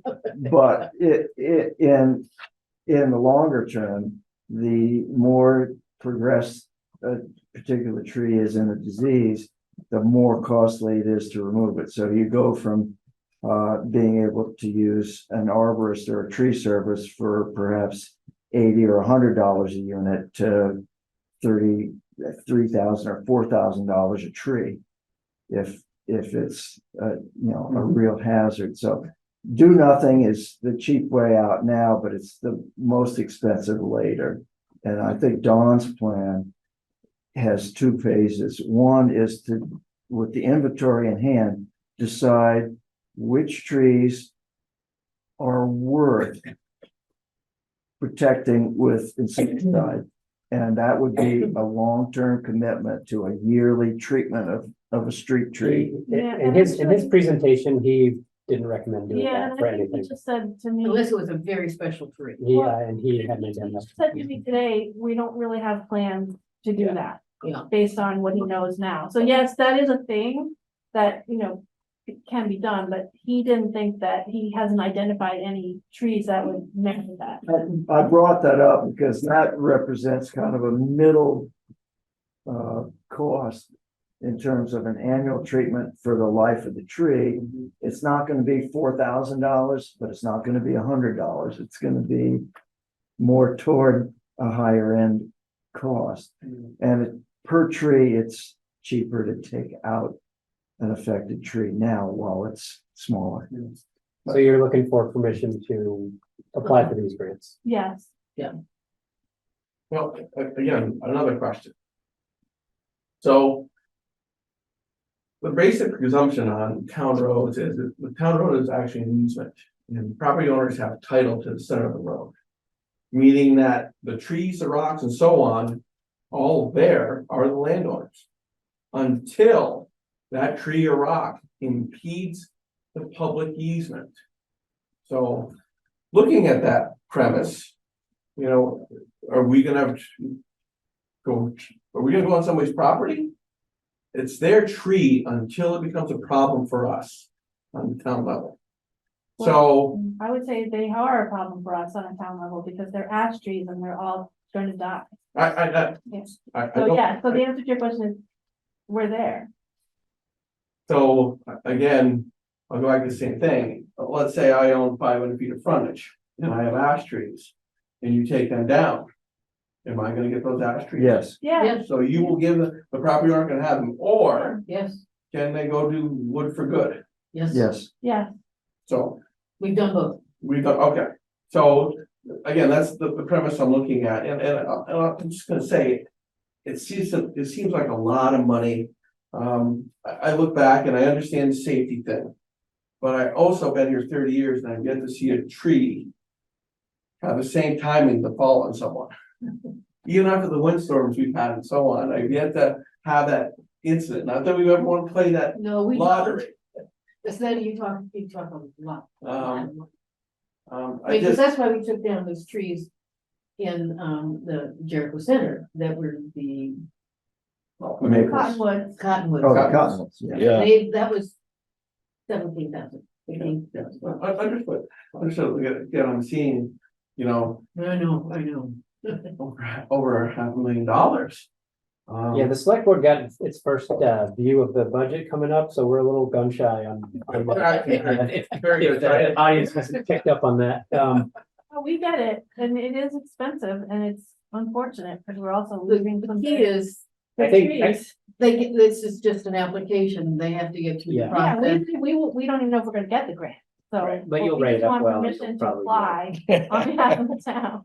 Oh, I have no trouble with permission to apply for the money. I think that's a great thing. I really do. And that's where we are right now. so I'll make a motion to approve the Ashford grants and funding requests with the caveat that we can do it, I forget the words you used, in kind, would you call In kind match, yeah. it? Yeah, in kind match. I will support that motion with all the in-kind we can do. There you go. Are you saying only in kind, or are you saying as much as possible? I made the motion because we have that option. Not, I'm not saying that's the only way. Okay, just wanted to be clear. Okay. Just as much as Good possible, clarification. Okay. because there's a possibility that there's quite a substantial amount in kind could be there. All those in favor then say aye. Aye. Sorry, I'm thinking. Well, thank you for actually finding the grants and stuff, because Yeah. that is useful, otherwise it's all on our dime. Yeah. When we were looking at it, that 500,000 all by ourselves, we because we got a bridge coming up too that needs money. Forgot about the bridge. Thank you. Okay, thank you. Thank you for the. Thanks, Tom. for the Thanks, work. Sabina. And we thank everybody for being patient, because now we're up to, review and consider appointing two potential new members to the Jericho Sales Committee. Kevin Mahar, with the term expiring in 2024. Yeah, is he here? Yeah. There you go. Thank you for taking, the time out of your evening. I knew I remembered you. Oh, yeah. And if you would just have, we saw your application for Paula, but, for the record, give us a little bit of information about yourself and why you're interested in the committee. Okay, so my name's Kevin Mahar. I live at 225 Nashville Road. I've lived there for, what's that? You know that. North side, you know which side. You know the house. You know where his house is. Yes, you do. Oh, that's right. I wondered about that. I thought the name sounded familiar. I decided to come and volunteer my time. Thank you. So I'm a 100% disabled veteran. So I'm semi-retired. I do a little bit of farming around my house. But other than that, I have some time. And I have a 4-year-old daughter. And I just time. Yeah. I was gonna say, 'cause I've seen the, at one point saw the, walking up and down with her. Oh, yeah. So yeah, definitely the Trails Committee interests me. I would love to see more of my corridor get maybe connected to the rest of Jericho. So there's. You can go right through the range if you want. Oh, yeah. That could vote, so, yeah. Yeah, that's about. Well, that's nice. We're always interested in people who are willing to take their time volunteering with the community. Your you're applying for one that expires in 2024. What that means is that April 1st, those that expire in that year, that's when the term expires. But because in your case, we're interviewing you now, what Paula will do is then, if you be appointed, then you would be just asked to say you are going to, want to continue. And then Yes, ma'am. it has to be done that way. Yeah, that'd be kind of a bummer to get appointed now and only get kicked off in April. Yeah, well, No, he'd have to come back in front of you. Yeah, you right. Acknowledge his service. Yes, exactly. I don't have any questions. I'm happy to have people that want to volunteer for the. Do you have any questions? Not really, like I said, I remember Kevin from the DRB and so on, and you're in the community. So You've got a family, appreciate it. young family, Yep. which is even better. Yes, ma'am. I've got Nana right next door watching my daughter all the time. How many parents next door can be too old? But I've got Linda's whole house in the middle, so it's fine. Nice barrier. So anyway, You wanna make a motion, Joe? Yeah. I'd like to make a motion to approve Kevin Mahar for appointment to the April 2024 Trails Committee. I'll second that. All those in favor say aye. Aye. Great. Thank you. Thank you very much for your time. Congrats, And, Kevin. I'm John, by the way. Good Good seeing you. Congrats. Next we have, Colby Wilder. Hey, I'm sorry to interrupt. Is it possible for whoever's sharing their screen to stop sharing so that? Oh, yeah, that would be a giant yes, Peter, Thank you. sorry. Give me 2 seconds there. What the heck is going on here? There's a lot of discussion. Is that a left? Yeah, I know, I see it. Oh, stop share. There you go. Thank you, Sabina. No problem. Appreciate it. Alrighty, there we go. All right. Hi, Colby. Well, Colby, you get the same question first. The same, tell us a little bit about yourself and why you're interested in the trail committee. My name is Colby Wilder. I've been a Vermonter my entire life. I've definitely moved out and experienced some other areas. And I always came back. Currently, I spend almost every day out on our trails, and I've definitely come to love the sense of community that we have in all of our areas that we're connecting together. I would like to eventually get to a place where we have safer recreation. Kevin mentioned we live on Nashville Road, and my previous experience as a first responder makes all of the recreation that happens on that road a little terrifying. So ideally, I would love to be a part of our connected community and to continue to sustain that connection through the trail systems. Question? Not really, you kind of covered your purpose and appreciate that. Well, and connectivity is a big part of the new town plan too. I mean, that was all the surveys and everything else. It was better bike ped kind of connectivity.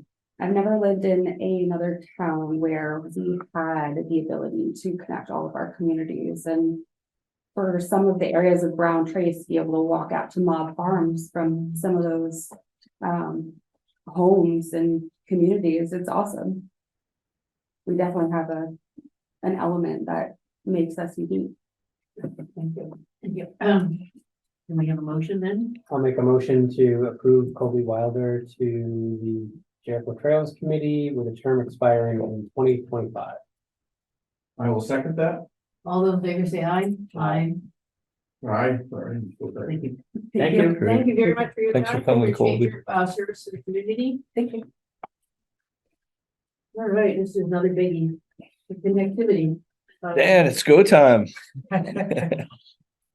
Review and consider approval of Lee River Road sidewalk redesign realignment. Dan Peck. Thank you for your time. My pleasure.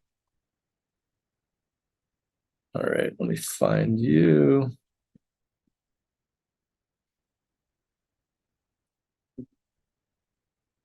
Oh.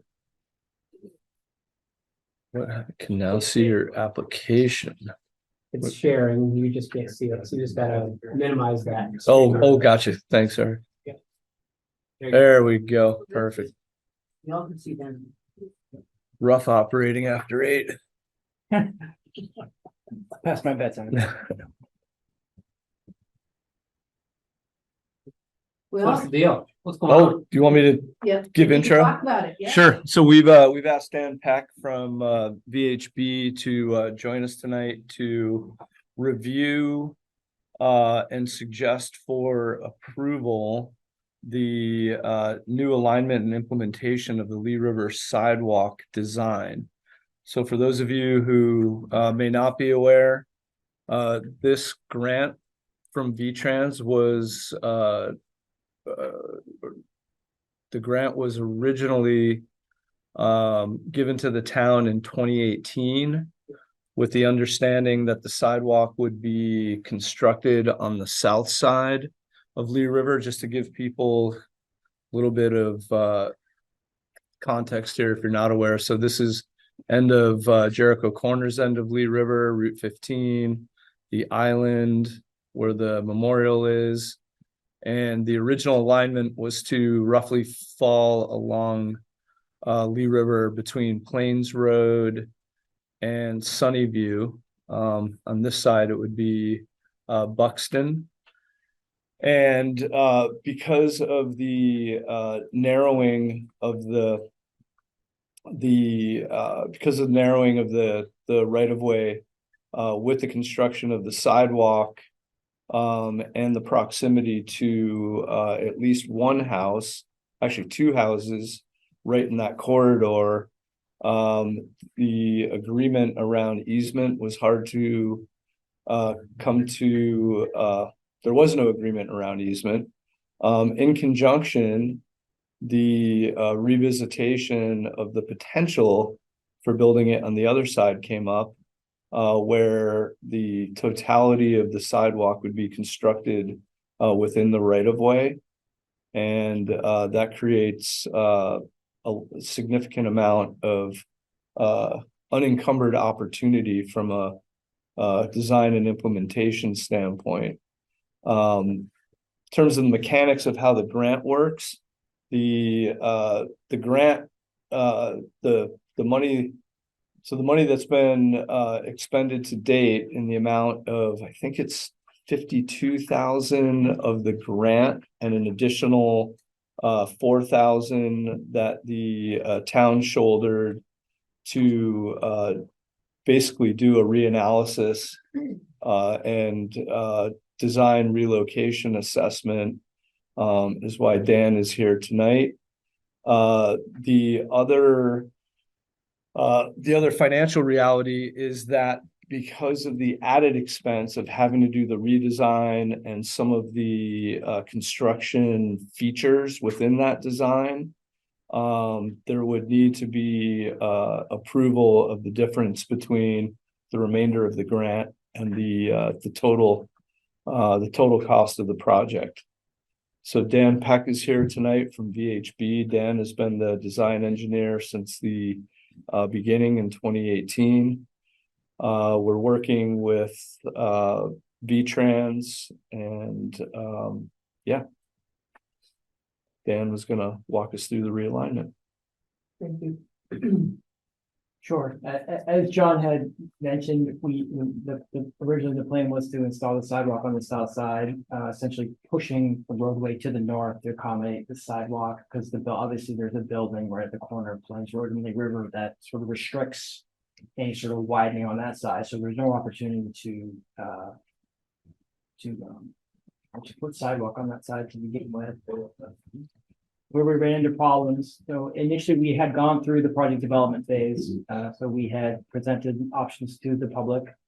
We had gone through the federally required, emergency policy for, just identifying natural and cultural resource impacts. Those were established with our original, the accepted design.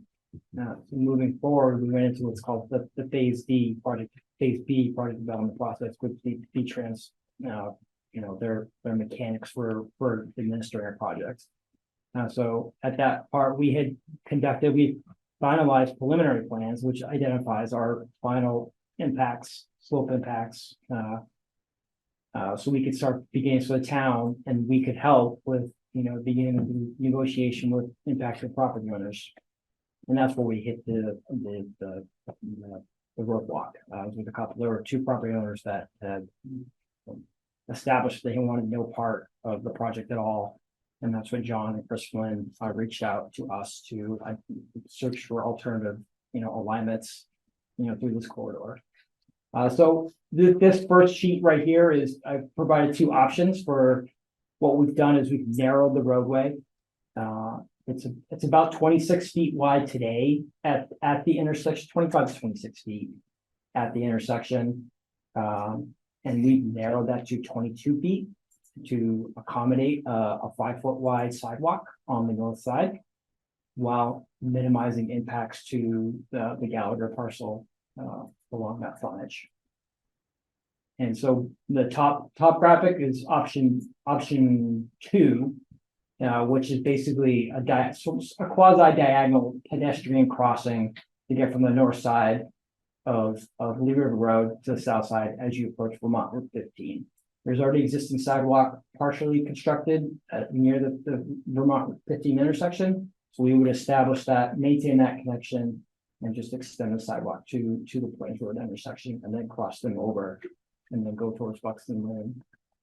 Now, option one below is more of a vertical crossing, and it's basically a two-stage crossing of the intersection. I don't know if you can pan down now a little bit. You can see they cross Lee River Road perpendicular. So we provide a little island haven section, and then they cross the intersection of Plains Road again. And then moving to the west, it's the same alignment. So we would build the new sidewalk along the frontage, connected to that existing piece that's already out there today. I like the top one better, at least in this graphic. And then if you can scroll down to the second sheet, it's just an extension as we're moving towards Buxton Lane, is again a narrowing of that roadway. Through this section, the existing pavement's about 24 feet wide, so we're narrowing it to 22. And we're holding what's the proposed back of sidewalk is essentially where the existing edge of pavement is today. So it's a minimal widening to the south side of the road, and then we're tying the back of that sidewalk slope into there's an existing roadside, a pretty sizable roadside ditch along that north side. So we're reestablishing that ditch on the backside, minimizing impacts as much as possible to the north side, as well as the south side. So you can see, along this frontage, along the south side, we really don't have any, impacts to those parcels anymore. Because we've narrowed that footprint and we pushed the sidewalk to the other side of the road. So right-of-way negotiations should hopefully be a lot easier. So we shouldn't have any impacts to the two property owners that had initial issue with the project. They may not be happy that the road's a little bit narrower. And we're pushing traffic a little bit closer to the house, but we don't have any impacts to that.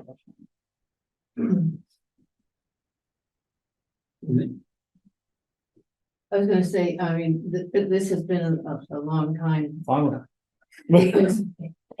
Yeah, with different people back here except for me, I think. Right, I think you're the only one I remember from the original alternative presentation meeting, yes. And, we spent a long time talking about how to get across Route 15. That was our big things. We didn't think there was much of any other issues. But what stopped everything was COVID for a while. Yes. And then when it restarted, it was in 2021.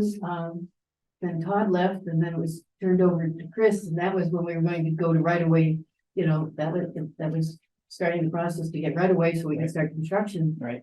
And here we are today in 2023. Right. So part of the funding request that John had asked me to sort of estimate was because we've already gone through the NEPA process and the phase A project definition with town approval, we're going to have to go back. The V-Trans won't allow you to move forward until we start that process over again because we're redoing the alignment of the sidewalk. We have to reevaluate cultural and natural resource impacts with this revised alignment.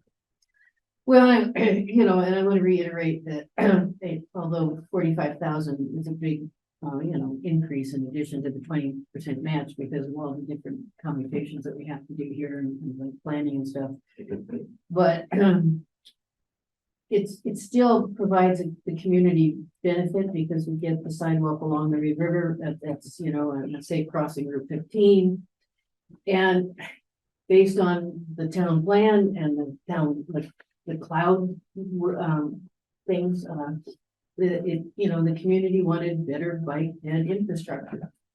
And so you're going to be, the ask is for $45,000, but at the same time, you're going to get something for it. The other cost would be if we decide to do nothing, we have to return $52,000 to the state.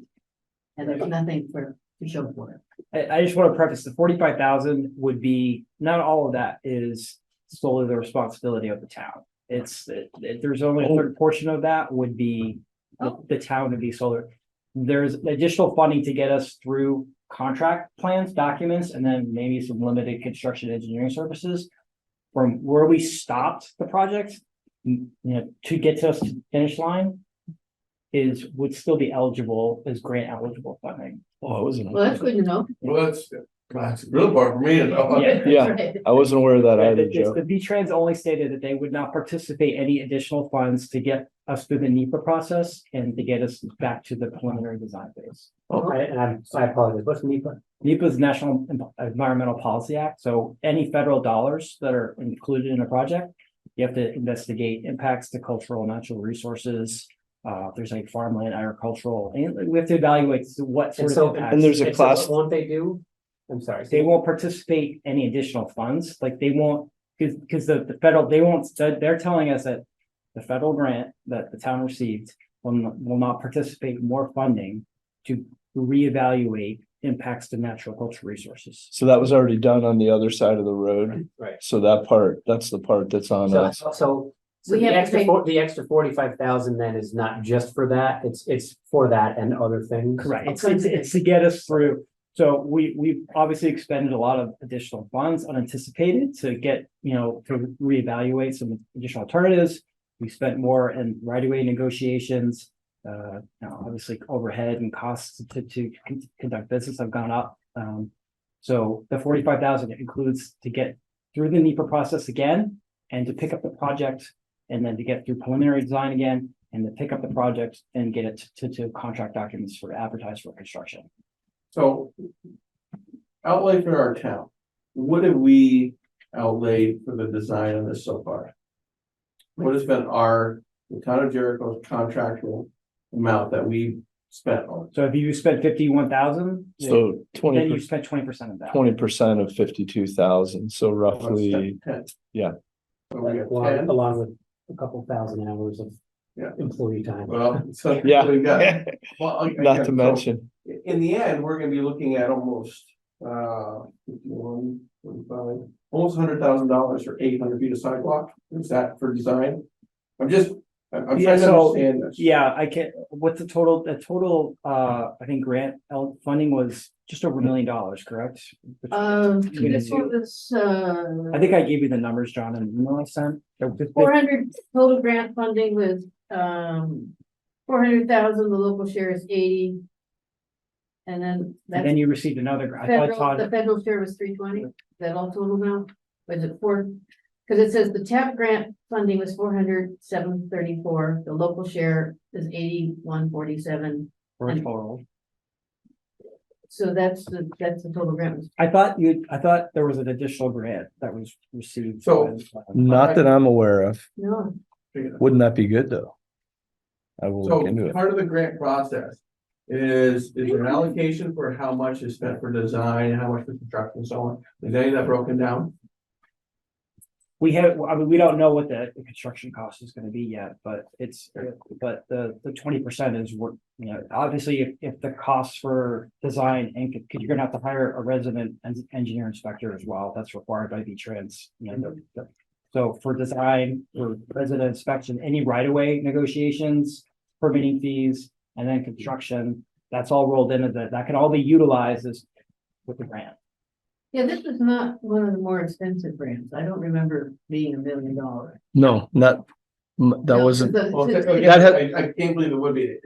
that hasn't been my, 800 feet of sidewalk. yeah, I that can't hasn't remember- been, But I thought I can't remember the specifics off the top of my head, but the email I sent you had a breakdown of, I do have there that. was one grant that was. That's what they received. have in their packet, Okay, correct? and then there was an additional grant that I think that the town had gotten maybe the next year or 2 years later. I'll be honest with you, where I'm coming from, Danny, is that, Yeah. you know, I don't remember that. again, I look at this from an aspect of, That was the other side. is it really gonna cost almost $100,000 to design 800 feet of sidewalk? That's my question. No, it's not gonna, no, that's. 52 already been spent. But again, we have 52 and we're looking at 45, and that's not all us, I understand that, I fully understand that. But I'm just trying to get a handle on, if that is the case, then the sidewalks are expensive then. Well, concrete's expensive right now. No, I don't mean the construction, I mean that it's The not. design and construction is the cost that, It's all one. it's all rolled into one. It's design build. Essentially, no. Well, There's no. No, because we're designing, we're not doing it, we're actually not doing it as we go, but. Yeah. But, Yeah, but all the numbers are. yeah. I was, to be honest with you, I was literally to say, did the town of Jericho pay almost $100,000 out? I'm really glad that you're saying we're not on the hook for the 45. That makes me really happy. Part of it.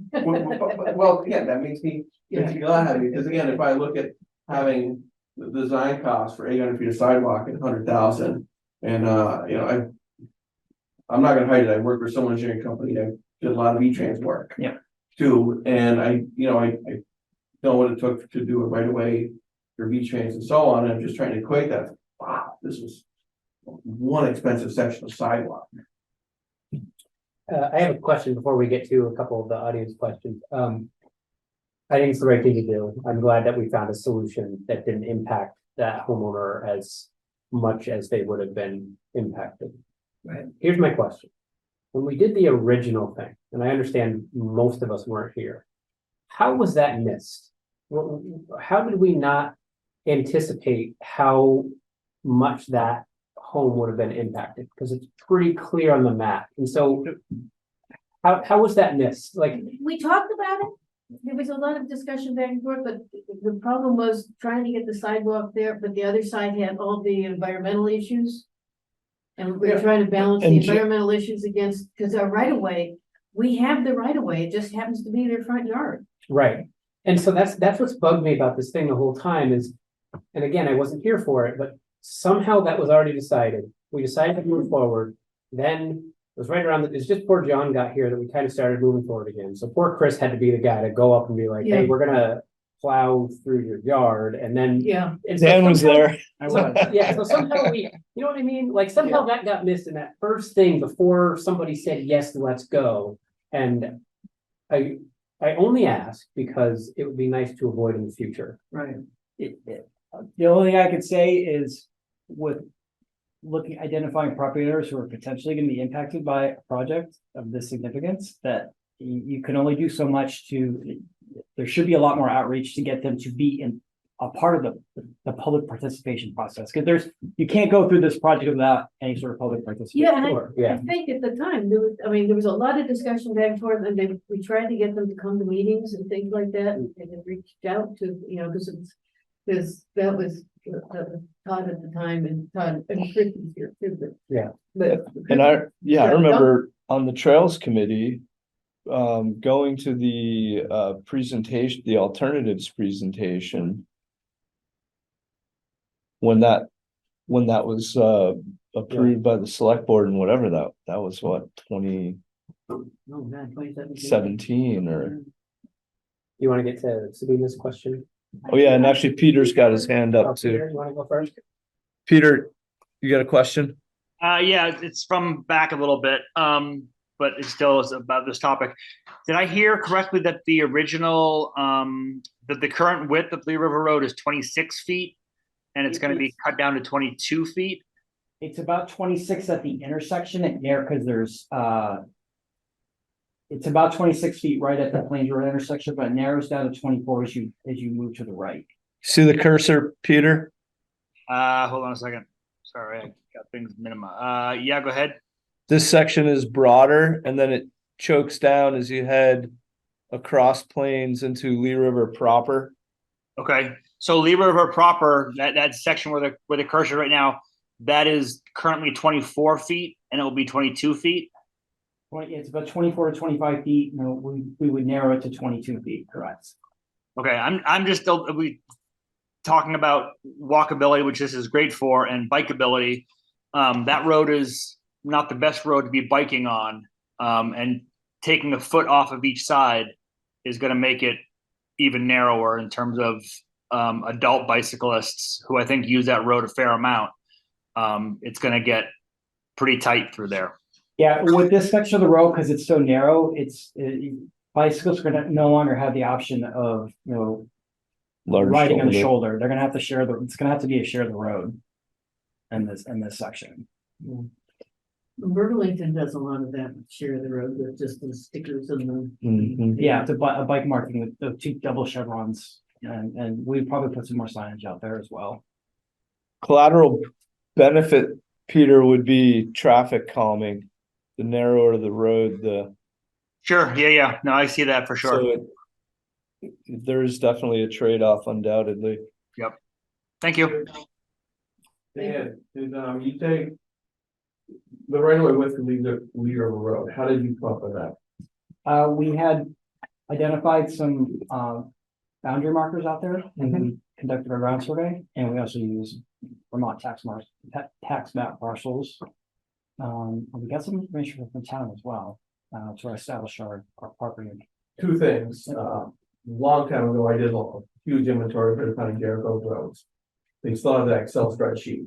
And I also pretty sure there's a set of plans for Lee River Road when they redid Lee River Road for access to the firing range. They got substantially changed. The Lee River Road used to go right through Hunt Park. So the only reason I bring that up is if we looked at that and we picked up any extra width, possibly it might alleviate some of these issues we have. With maybe a little more accurate information as opposed to, some of the corners and surveys. We can certainly look into that. To be honest with you, I have that stuff in-house in my office. I'm more than happy to share it with the town. Absolutely, that would be wonderful. I will put together what I have. On Lee River Road. Oh, that's pretty cool. Sabina? I was just wondering if you could address, any of the potential additional pedestrian safety features that might be in addition to the zebra striping, like will there be like flashing beacons? No flashing beacons, because this intersection is an all-way stop, so they're not warranted. But I mean, across Route 15? Across Route 15, we are proposing a rapid repeating flashing beacon on that, for that crossing of the road. That was something that the state allowed us to put into the budget. Okay. I can't tell you how hard it was to figure out where to put that. For that survey. That's a janky Are there, exchange. Is there any data as to whether the diagonal crossing has safety benefits versus the L, crossing twice? In terms of visibility or just a shorter distance maybe, or? Yeah, it's really interpretation of the visibility of the pedestrian at the intersection and obviously the distance. And this is, I brought these two because these are really the only two options available. Right. But it's more likely what people are gonna do. Even if you did the bottom one, they're gonna jaywalk anyway. I would never jaywalk, but if I was someone who jaywalked, I would make it diagonal. And on the record. Yeah, right. I mean, somebody just like you, right? So I mean, it's a little bit, it's diagonal, but it's not a significantly skewed crossing of the right. And because we are narrowing the road, it's making that crossing a lot shorter than what you typically see at a pretty sizable intersection. And we've changed the speed limit from the town hall down to JCAT to 25. Right now, there are only signs on one side of the road that say 25 miles an hour. I'm hoping that we could add the additional signage for the people coming up the hill to know that that's a 25 mile an hour zone. Because right now it's not. Is that the state? That's where I don't care. Yeah. But it's done because that is a hellacious. I crossed that road a lot. Yeah, the state, It's no fun. they're the ones who, after we went to the transportation board and argued the case, did lower the speed to 25, and they did change the speed on one side. They did lower it, but I can tell you just from observation that people still barrel through there without slowing down. So I would argue that 80% of people don't see that 25 mile an hour sign and keep going at 35 or whatever speed they're showing. How many to touch the space would be transmitted. Anyway, yeah, conversations have to happen, but it will be helpful. So basically a beacon across Route 15 and normal crossings and other places. Yes. Thanks. Bernie has his hand up. So my question. Sure, Bernie. Yes, my question twofold is there any, I forgot the term is, but is there any dirt between the sidewalk and the road? There's no panel. It's basically gonna be a curved roadway with sidewalk right behind us. Okay, that was my second question. So there is going to be a curb. Yes. Thank you. I'm glad you can see that.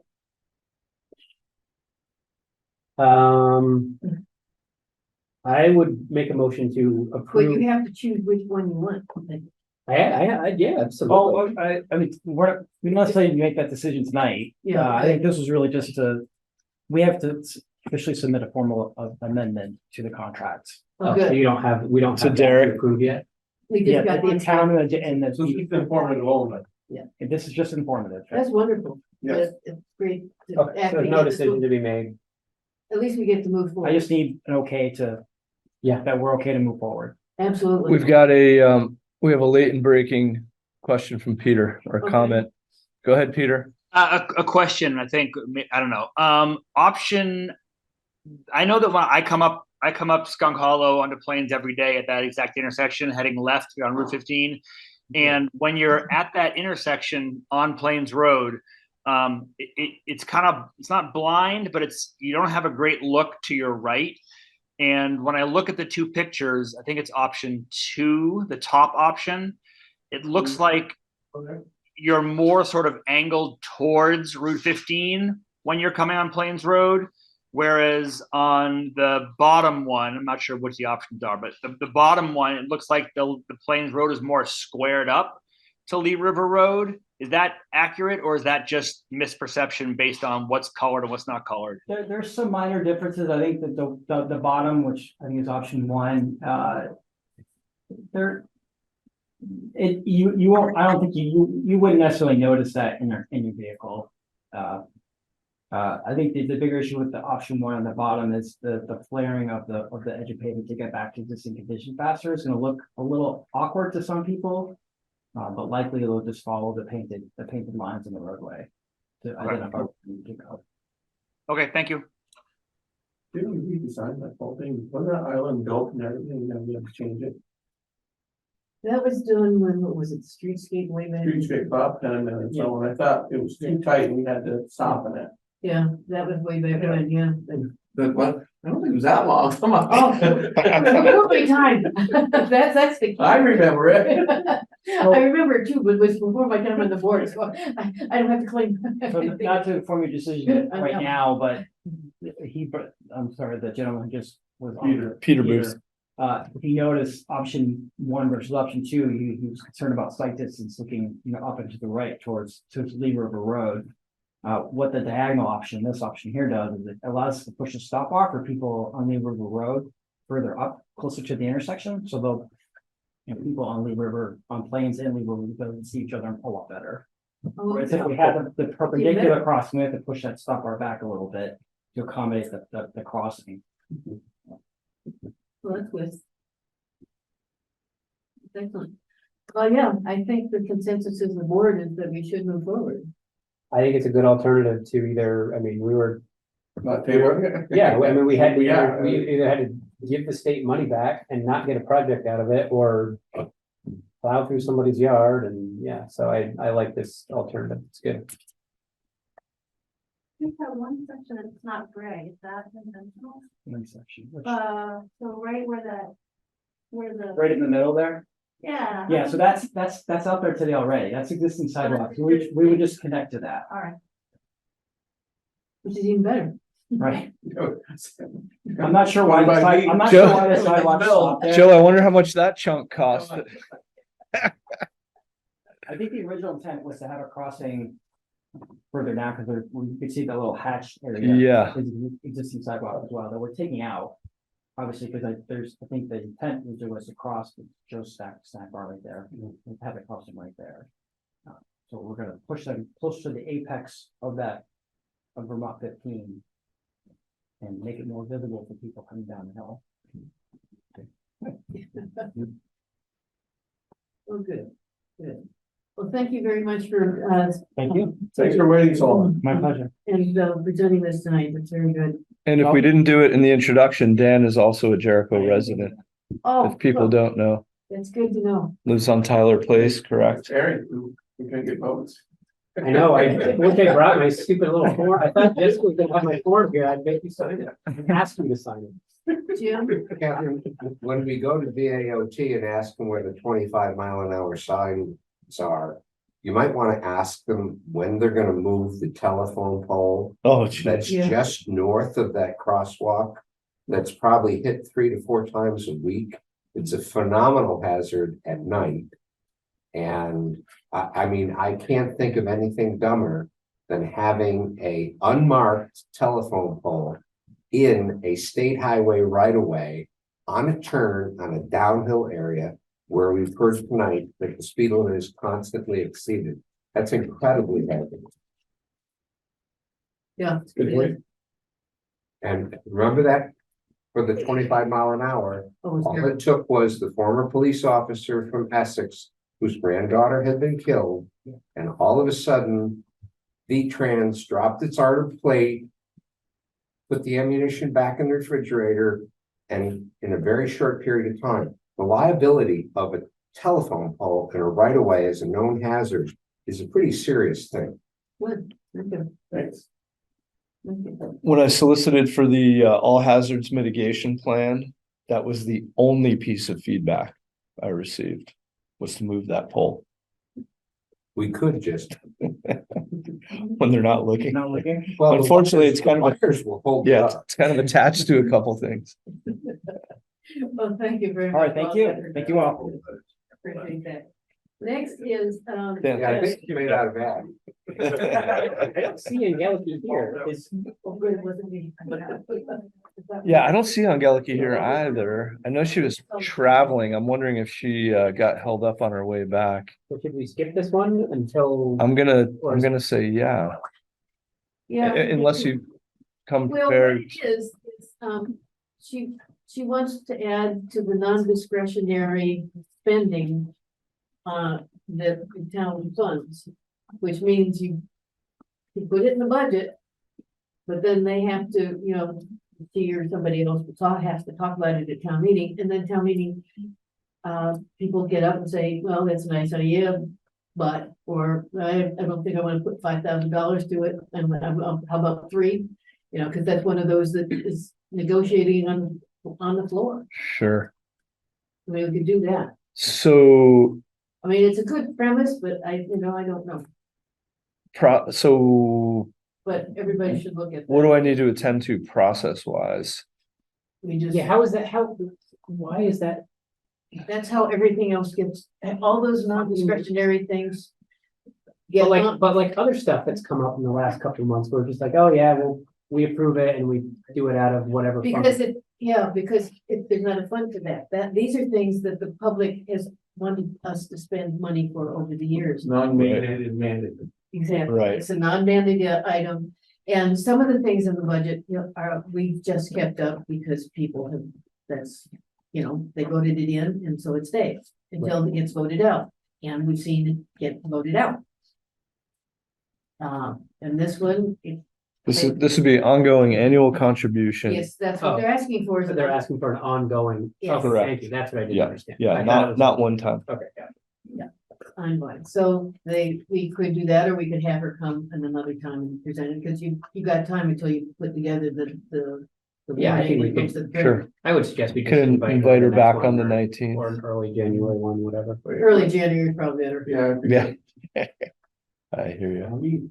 The 19th meeting is just our town plan, is that Right. correct? That is correct. And Well- we probably will have one on the 21st to talk about all the other stuff that's out there. Plus, we need to start, we may be working on the budget, but we need to start having the public understand where we are on the budget. And so Right. that, we should do that on our So we're regular gonna meeting. do 19th and 21st next week, Yes, 2 weeks. 2 weeks.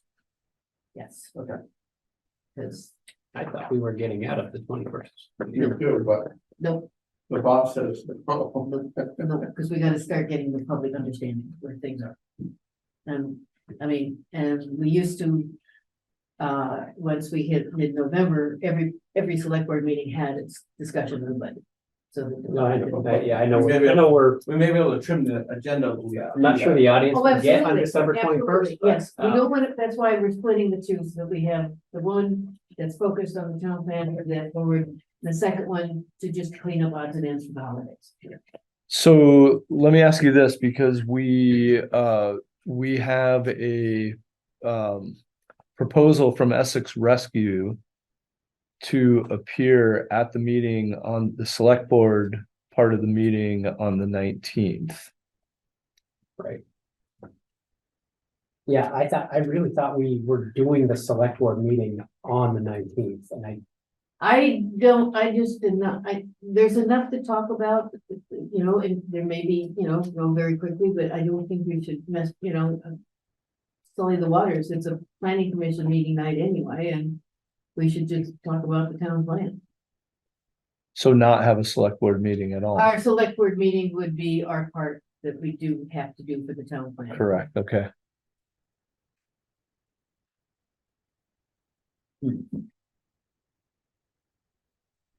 Because I think that's fine, but I thought coming out of there, I thought we communicated to some people like the one you're talking about, that we were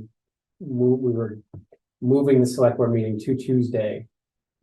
That's been the impression I've been working under. Yeah. Is that the select board meeting following the public hearing? I tried to start. Like we did last time. I started sending out emails about that last week. Okay, Because, you know, starting to look at the, you know, because looking at all the stuff we're talking about, realizing, that if we want people to understand the budget, we need to start talking about the budget and not wait till January. okay. Because you're gonna have to approve it in January. Yeah. Okay. Sorry, guys. No worries.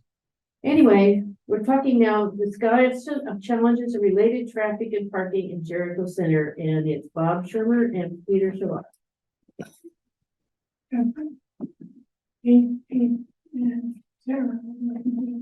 Okay, Peter, give me 2 seconds. I gotta find your. thank you, Bob. And so if you will announce who you are to the recording secretary, that would be nice. And Absolutely. My name is Peter Shalhoub. I'm on the JCPA. Sarah Sleva, also on JCPA. sorry, mispronounced your name. That's okay. John's pulling up a PowerPoint that we put together. We'll try to move through it fairly quickly. But basically, we wanted to come before you to start and or restart a conversation that's been had many times about traffic concerns in the center. So for those that aren't familiar with the JCPA, it was formed in the mid-80s. It's a nonprofit. We're probably most known for running the community center, but it was formed to have a voice for citizens within the center and within Jericho about matters specifically within the center, and then later amended to Jericho as a whole to promote conservation, preservation, responsible planning, and so on. So go ahead, John. Yep. I'm assuming at some point this would be made available for other people to come back and read if they're interested in, but basically just kind of going over the mission statement of the organization. So specific to go ahead. Yeah. Specific to our interest in being before you to discuss traffic, earlier this year, we kind of sat down as a group and discussed, what matters we want to try to tackle this year. Had a large conversation, and on the whole, they all tended to surround around the green, the center, and the activities that go on there, access to it. And as we talked more about those, the more safety concerns, traffic, parking, congestion started to come up. So that was a focus that we wanted to put on ourselves to try to tackle. So we're here to discuss our concerns that we've formulated with you.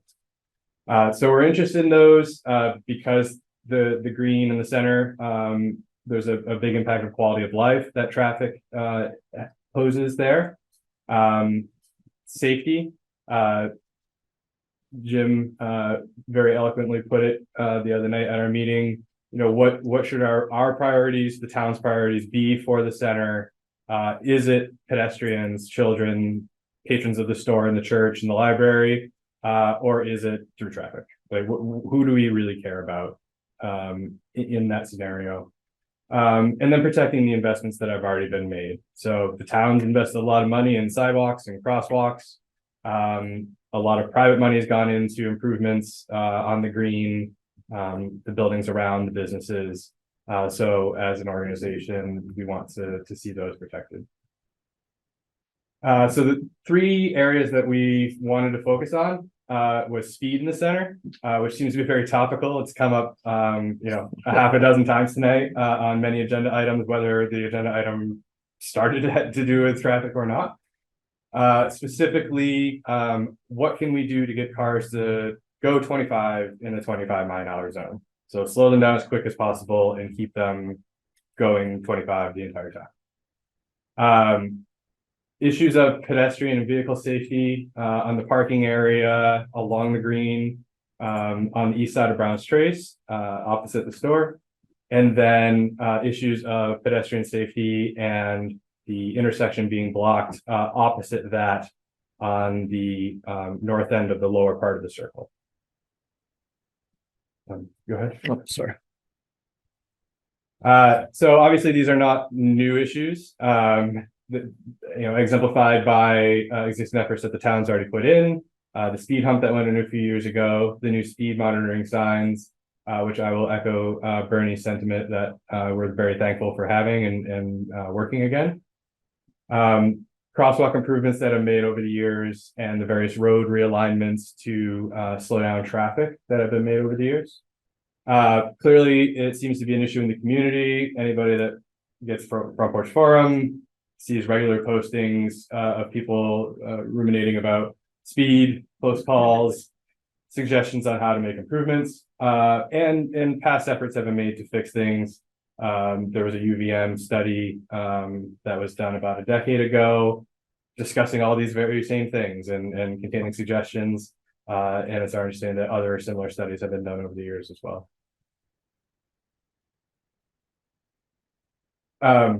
So I'll run through this very quickly because we all have drive these roads and are kind of familiar with them. But specific to speed, our concerns on the way into the center from heading northbound are that vehicles really don't usually slow down at the 25-mile-an-hour sign, which is before the bend. They tend to use the bend itself to slow them down and are often prone to re-accelerating back through the straightaway.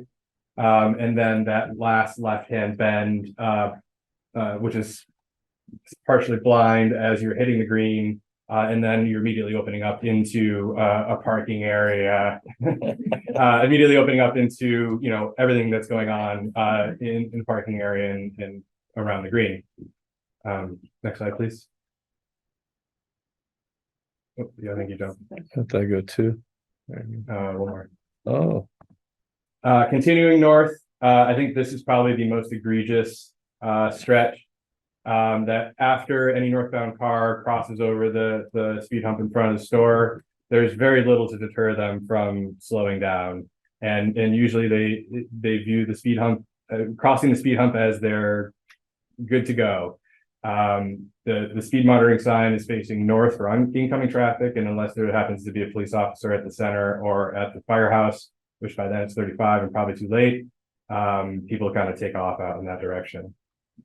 Coming the other way, if you go to the next slide, please. Same stretch, long, straight stretch, compounded by the fact that people just came charging up the hill and, you know, are likely, once they level off, going very fast by the time they hit the 25-mile-an-hour zone. And despite the new speed monitoring sign, which does slow down some people, again, they're usually not slowing down until they're approaching the hump. And then finally leaving the center southbound. One more, please. Mm-hmm.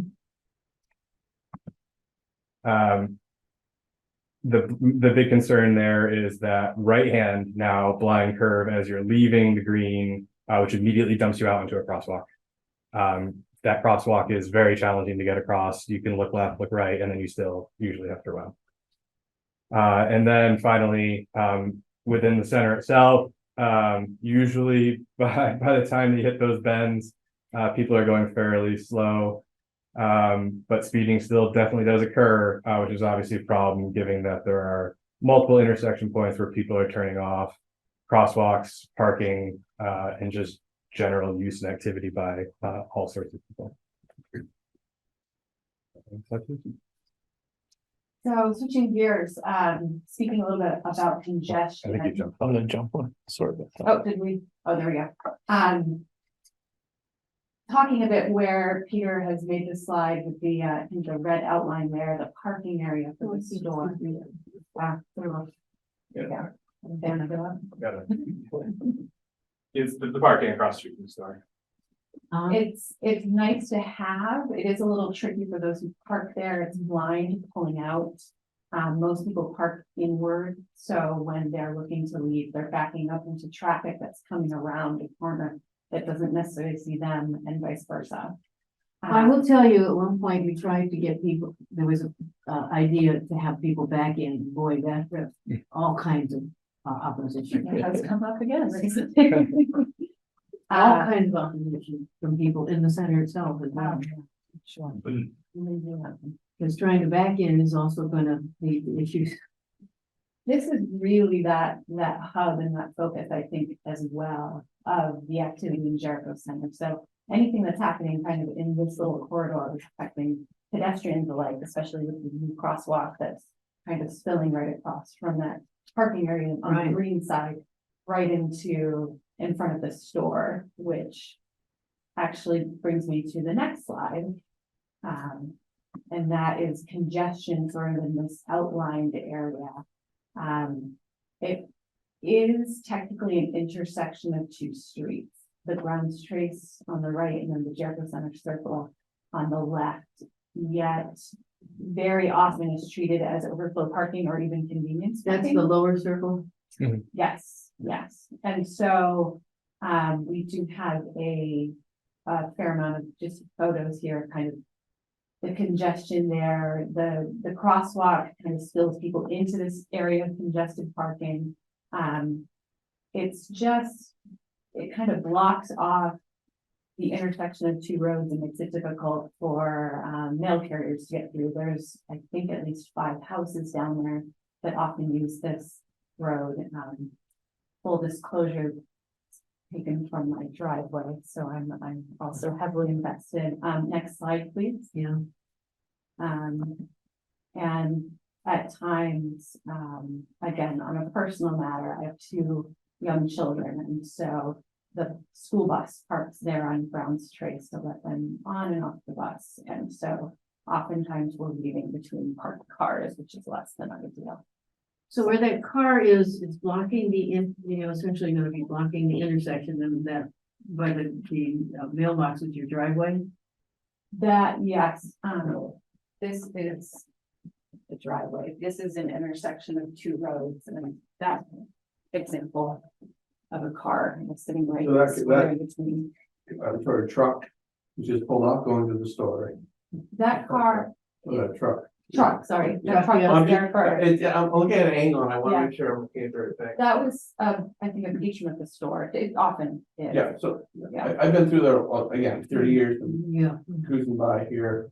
So, but your concern is that the school bus should be able to pull up where the truck is to pick up your kid? I hate to detract on a personal matter, but I have offered for us to walk to the library to be picked up. Okay. And I've been told, no, this is my route, this is what we're doing. They stop on Brown's Trace and we across Jericho Center Circle to Brown's Trace. That's curious. Yeah. Of course, we have no control over that one. Right. But just a few things downstream of that. So is there a proposal you guys have to?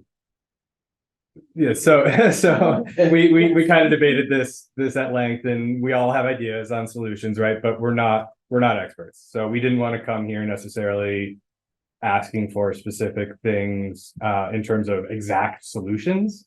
What we wanted to come here is to open up a dialogue, let you know this is going to be a priority for us. We're going to keep driving towards it and ask for your help in certain areas. One is, that at least anecdotally, we're very much of the opinion that volume and speed in the center and probably all Jericho roads is up. All roads in Vermont. Absolutely. Including the expressway. I mean, the state police are complaining about it too. Yep.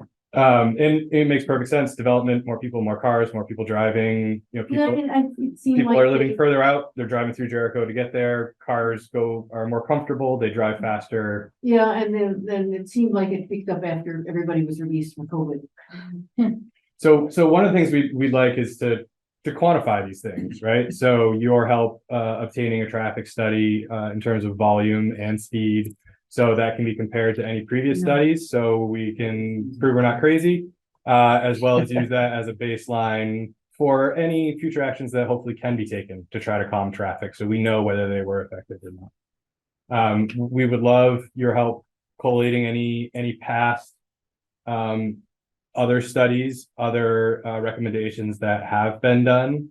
On the next slide, which we don't have to go to, but is appended another PowerPoint presentation of that engineering study that I referenced.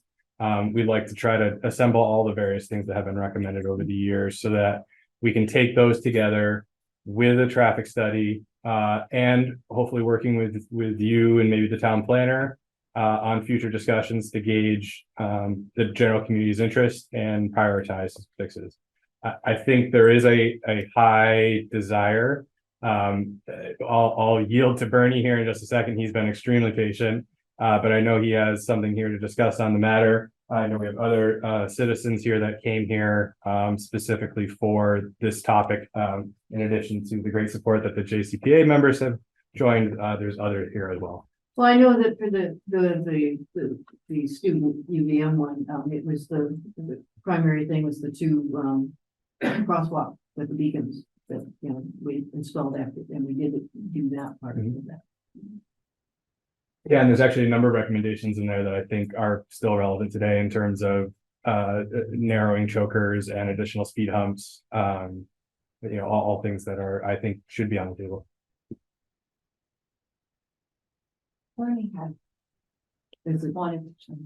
Bernie, you out there? Yes, thank you. Apologies, I can't see the raised hand feature. Sorry. It's your turn, Bernie. Thank you. So I, first of all, really appreciate JCPA detailing and getting to the overall picture instead of just saying, a lot of us have been saying, we have a traffic speed issue concern. So there's a lot of more articulation here. I'd like to drill down a little bit further and suggest again one potential measure. Not saying that this is the one and only or the golden goose, but one measure that the government seems to think has been functional. So again, my name is Bernie Paquette. I live on Browns Trace. A couple of comments of factual things that I looked up. Traffic fatalities in the U.S. are the leading cause of death for people's ages 1 to 54. Kind of sets what we're talking about here for potential impacts. Data shows that driving at or below 25 miles an hour improves drivers' ability to avoid crashes, and pedestrians struck by vehicles traveling at 25 miles an hour are half as likely to die as those struck at 30 miles an hour. So in the perspective of folks going 30, 35, 40 on Brown's Trace, the potential significance of that is in that statement, I think. Government studies have also concluded that reduced, and this is the federal government, reduced lane width via painted fog lines gives a perspective of narrowing the streets. So the road isn't changed as far as the tar, but the lines bring into perspective as you're driving to the width of the road. In addition to that, researchers, this is recent, researchers at the Johns Hopkins Bloomberg School of Public Health determined that wider streets have more crashes. That's particularly true of roads with 12-foot lanes and with speed limits of around 30 to 35 miles an hour. They had 1.5 times more crashes than roads with just 9-foot lanes at the same speed limit. So I'm asking the select board to again consider a proposal for a narrowed travel lane on Brown's Trace for the entirety of the 25-mile-an-hour length to be highlighted by fog lines. I sent a note earlier to the select board detailing this a little further, but the essence of it is that you use the fog lines to narrow the road, and that gives a constant feedback instead of just a sign every quarter mile or whatever of saying it's 25. That gives the driver a constant feedback that, hey, things have changed since I came out of the 30-mile-an-hour zone. It's visibly different. Secondly, I note that, I mean, this, everybody knows this, but the current town plan states in implementation 9213, whenever median lines are repainted, ensure that the fog lines receive similar treatment. Fog lines should be located to provide sufficient shoulder widths for bicycles and to encourage motor vehicle travel at safe speeds. Consider methods for keeping shoulders clear for cyclists. So the key point there was that the fog lines should be painted at the same time as the middle lines. While the medians on Brown's Trace, at least, I don't know for other roads, but at least on Brown's Trace, were painted last fall. However, the fog lines were not painted. So that's contrary to what we had in the previous town plan. The new town plan draft, at least, states that the design and maintenance of our transportation infrastructure must prioritize lowering travel speeds over higher levels of service and long-term climate adaptation and resilience over short-term fixes. So repainting the fog lines when they're faded as part of road maintenance, this is maintenance, and narrowing the perspective of the road can be some of the tools to set visual reminders, again, a constant visual reminder to encourage traffic to adhere to the posted speed limits. In this section, we're talking about a 25 an hour. And again, I'll remind you that part of the visual is that you go from a transition when you're leaving Brown's Trace, 35-mile-an-hour zone, you're still on the same road, but there's a constant visual saying, hey, things are narrowing up, I need to slow down. And that reminder stays there throughout the time that you're on the 25. Adhering to, so my last comment is just a moral comment. Adhering to social rules is a town tradition until it's followed by nearly no one. Without social norms like road safety rules, community and quality of life diminishes considerably. And I think this is a matter that we're seeing. I don't want to extrapolate this too far, but I think we're seeing as a society in town, at least in the country, but maybe in town as well, is that if enough people, we start to build up and a number of people evade or disregard rules and laws, other people that are on the edge start saying, well, everybody else is doing it, I'm just following along with him, I'm traveling, behind this guy. I think we're reaching a tipping point where if there aren't more barriers put in, and I don't think one or two is necessarily going to be enough, we reach a point where there is no more tradition to adhere to the rules. So I'll just end. Let's remind and encourage, and when necessary, enforce speed limits in Jericho. I don't think enforcing is enough, but I think it's one of multiple tools that we should consider using. And the reminding part is important, just like this JCPA pitch is a good discussion point to have in the public and to have conversations with people, because we can't do this entirely by mechanical force. Part of it needs to be, hey, let's all talk about this and all remind ourselves what's at stake here and why it's important to abide by these rules. It's because we want to change people's minds not as well as, having these physical reminders. Thank you for your time. Thank you, Bernie. All right, I imagine there are other hands that will go up, or anybody else want to make comments on this? Well, I just wanted to add to. Please, state your Yes, name. I'm Jeff Nolan. I live on, Ball Field Lane. Oh, okay. And I just wanted to add to Bernie's, presentation there, just to remind the board that there is no curbing on the sidewalk, in Jericho, as is being proposed with Prince Road. It's a good idea. There's so having some more buffer, there are frequent sections along the sidewalk there where the traffic's passing within a foot, sometimes less than a foot of the sidewalk. And when you have the cars going 45 miles an hour, it's not a good situation. Pushing them, further in towards the middle of the road, down, it's a very economical fix, or to nudge this towards a safer type of situation. Also, I think you also mentioned, Madam McInnes, that there were two beacons, pedestrian beacons in Jericho. Actually, there's only one. The other one on the southern side, which is actually this sort of blind curve, where the crosswalk takes from the sidewalk on the west east side of the road to the west side. It is no longer there. It used to be. I mean, it's supposed to be one of them.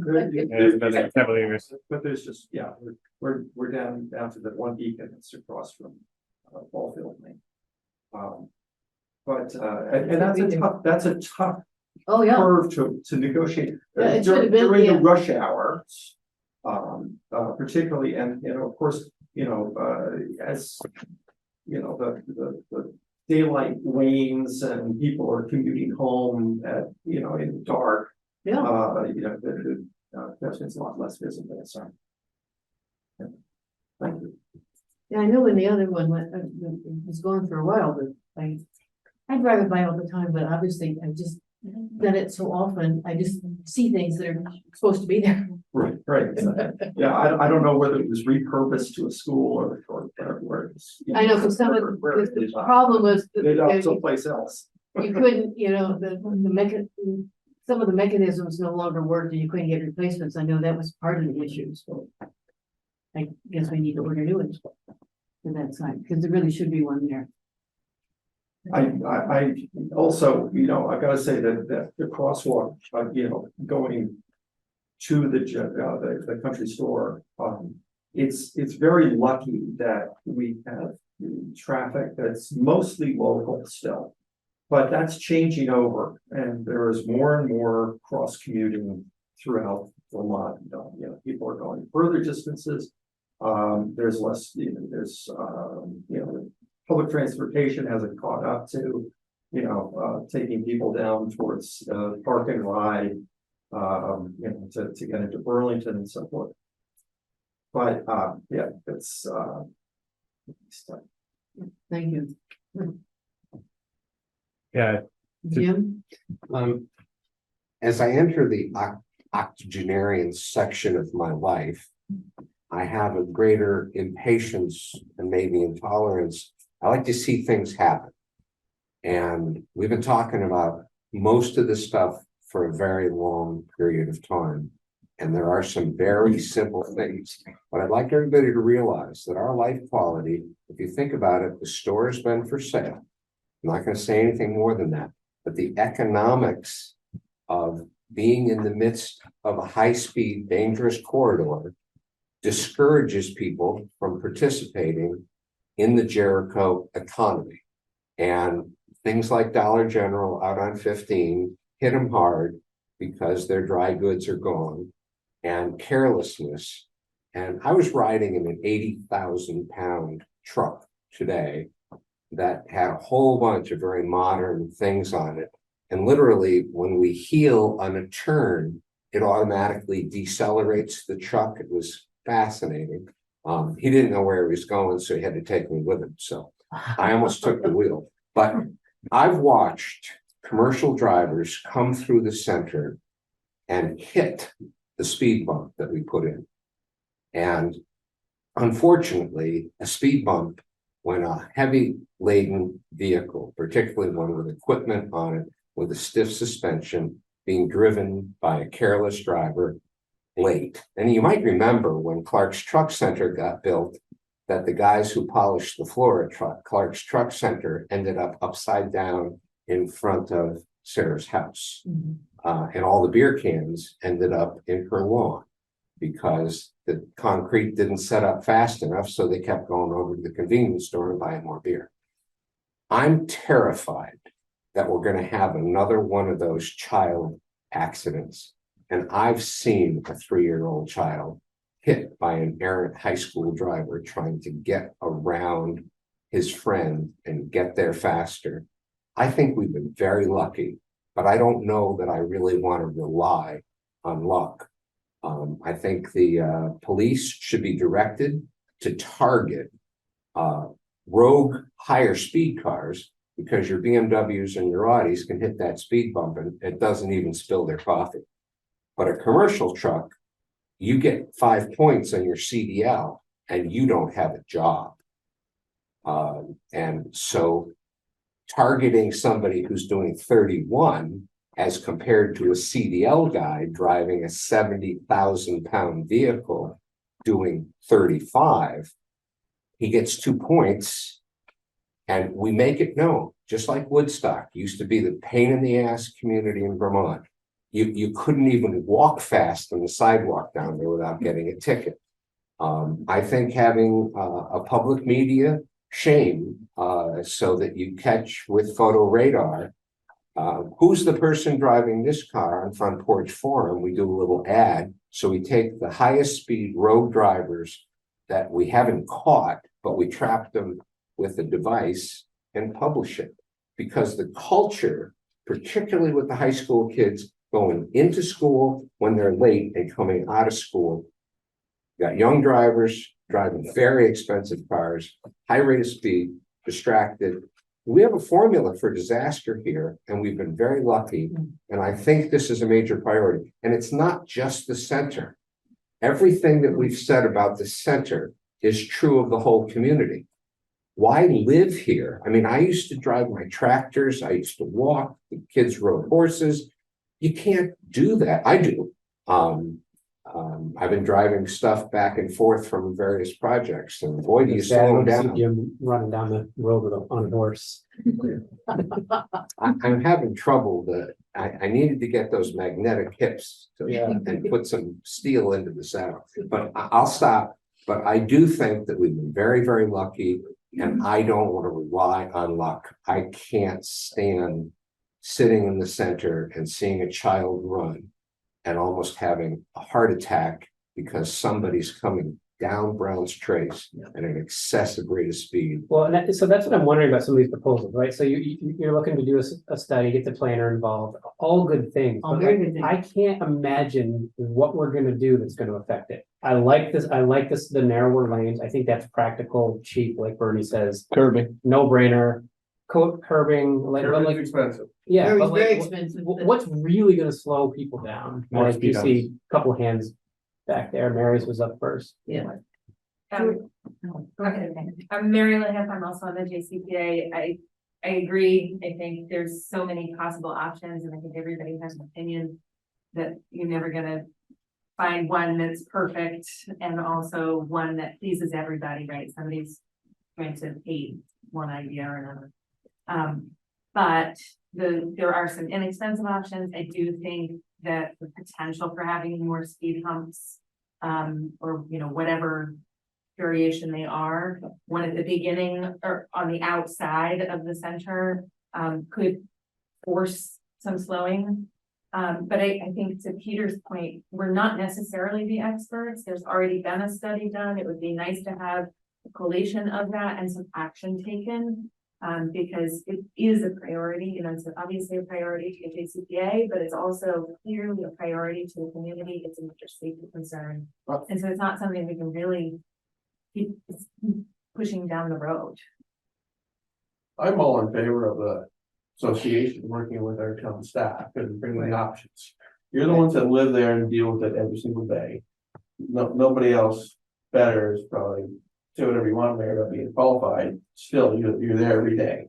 So, if it's, interaction with town staff, supplying information of previous studies, and you guys have further meetings and bring some ideas with us. I think that's where, that's your goal, right? That's what you're after.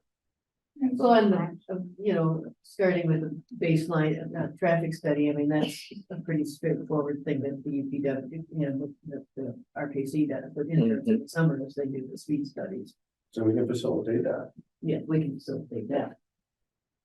That was my question, Kat. I'm sure.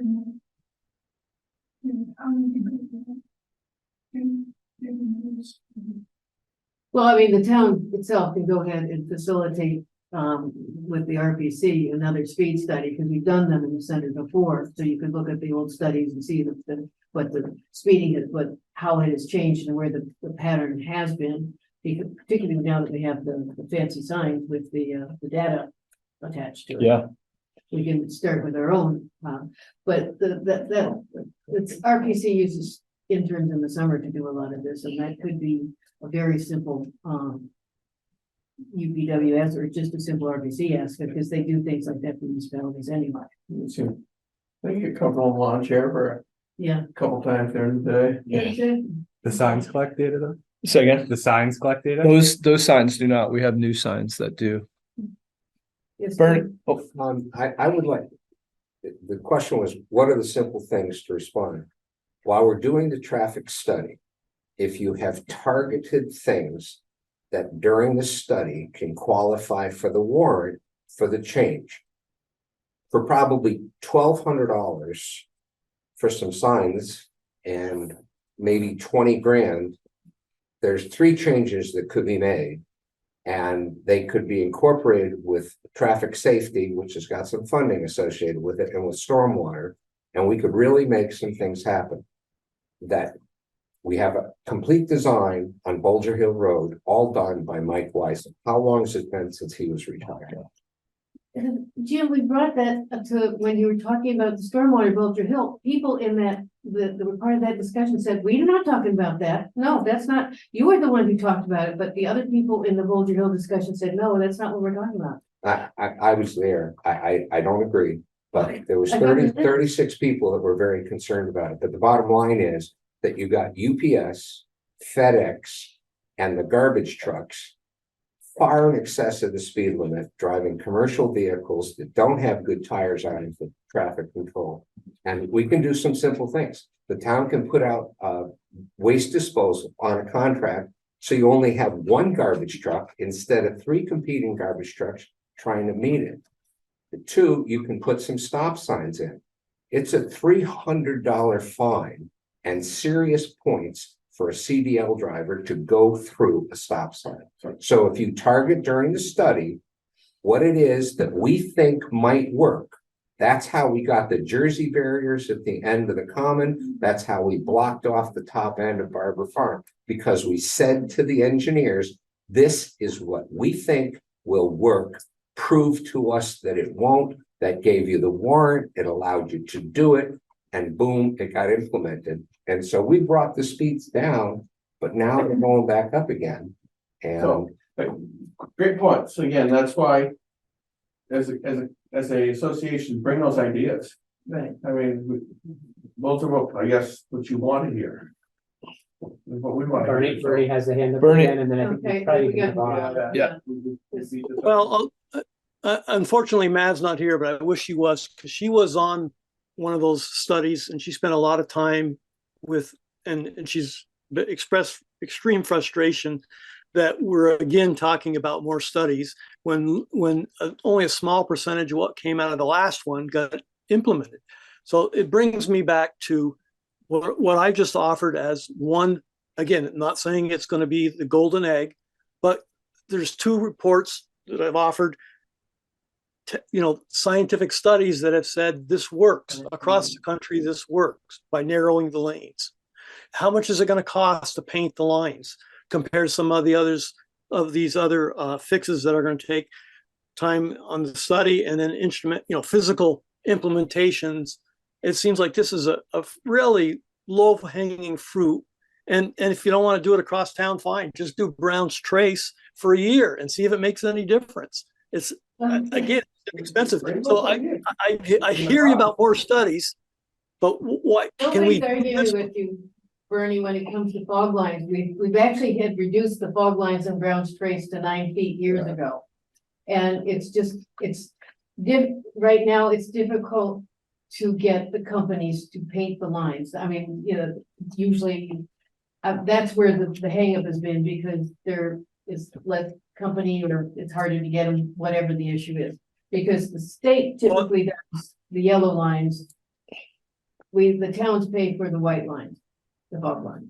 I thought you had sent me a note telling me that the town had purchased line painting. We purchased, but we only can do stencils with it. The town is not equipped to do fog lines. So you're telling me if you put out a bid for fog lines, that nobody would apply for the bid? Oh, they will. It's just that we have been doing that. It takes time to get a hold of these guys and get them scheduled. So it takes time. How long ago did we put out a bid to have them paint the lines on Brown's Trace? It's been a couple of years on Brown's Trace because we have to do different towns, but yeah, but it is, yeah. So you're telling me that 2 years ago there was a bid put out and nobody has offered to? No, we have to bid out different roads at different times, so that's the problem. We're sorry that Brown's Trace, I think wore out quicker than anticipated, but because we just did, what was it, Skunk Hollow. Skunk Hollow, we just had the fog lines painted in. And that was because we ended up. And so we will try, we'll keep moving it into the budget and because you're right, fog lines work, we know that they work. That's why we do it on the other roads as well. Unfortunately, we had a lot of bikers unhappy with Skunk Hollow because the wide lines were too wide and it's very slick for bicyclists. So Catherine, I want to be clear what the obstacle to do this is, because it sounds like you agree that it's a practical purpose. Oh, it is. It's practical, and we had done it on Brown's Trace before. It's just a matter. We're suggesting we'll do it again. It just has to be it's the cycle of having to do all the different roads in town that we do. I want to be clear before I leave this. We've communicated this on so many times. I want to be clear what the obstacle is. If we go to the town meeting this year and we say we'd like to budget an additional whatever $5,000 to do 6 more roads more than we're currently planning on doing, and the people there say yes, is there going to be another? That's what they want to do. That's a great idea, Bernie. All right, I will try. Thank you. So I take your answer as that is the only obstacle is money. No, it's just lots of it's contractors. It's a contractor. Not enough contractors to. But I just asked that question. I said, if we had the money today in a bank account reserved for this application, if the town had allocated that money and we put out bids, are you telling me that we would not get anybody to do this for a couple of years? Or yes. Are you telling me that? Yes, John just said yes. Yes, potentially. I can't say exactly what that window would be, but all right, then all the more reason to get the money allocated and get the bids out there, right? It's just like the truck. We know we need the truck. We can't wait another year because we know it's going to take 1.5 years. How's this any different?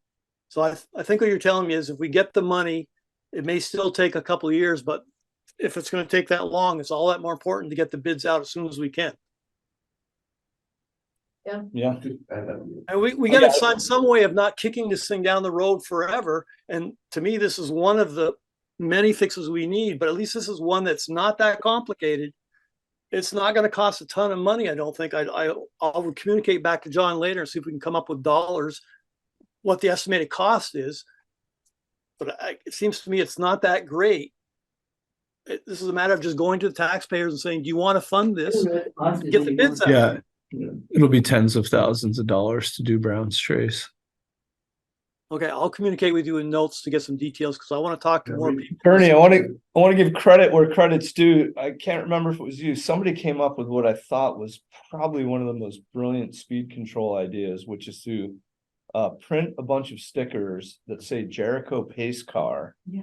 Getting back to your idea of social proof and having citizens take control of the speed within our town by role modeling safe driving.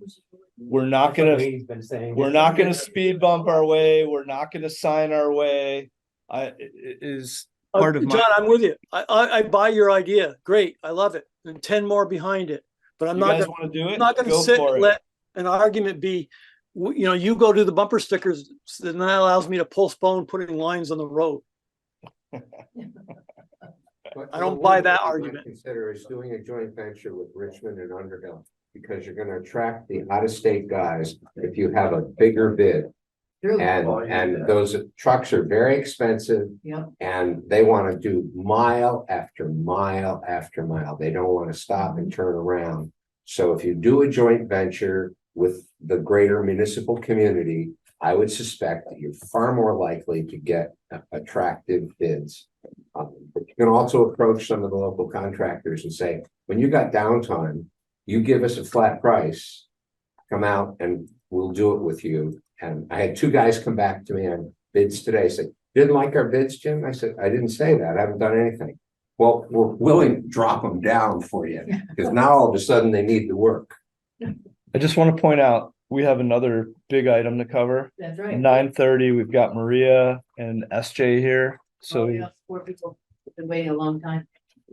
Thanks for your presentation and the organization of it, and So who should we coordinate with to gain access to the chat Studies. resources, studies, town planner? reach out to me and Linda, and we can do the research with Paula. Okay. Yeah, I haven't seen one since I started, so. Yeah, I and could some do a of little them searching. are, not what it's got in my window, not, it's just a piece of paper line on it. Old school. Thank you very much. Thank you. Thank you. And then, the student had good ideas, but it was because it's just the engineering class project. Yeah, I know where that study is. It wouldn't be, prime time. Mhm. Because we'd have to do that, so you get coming. Yeah. See you, Peter. Could use the idea. Thank you. all. SJ, Maria, Thank you guys. still awake? So patient. Oh my gosh. you stop sharing, John. Yeah. May I have permission to share? You've entered the space. He's working for, Yeah, go ahead. Thank you. nice to see you, Maria. Haven't seen you in a while. Good to be seen. Nice to see you too, Catherine.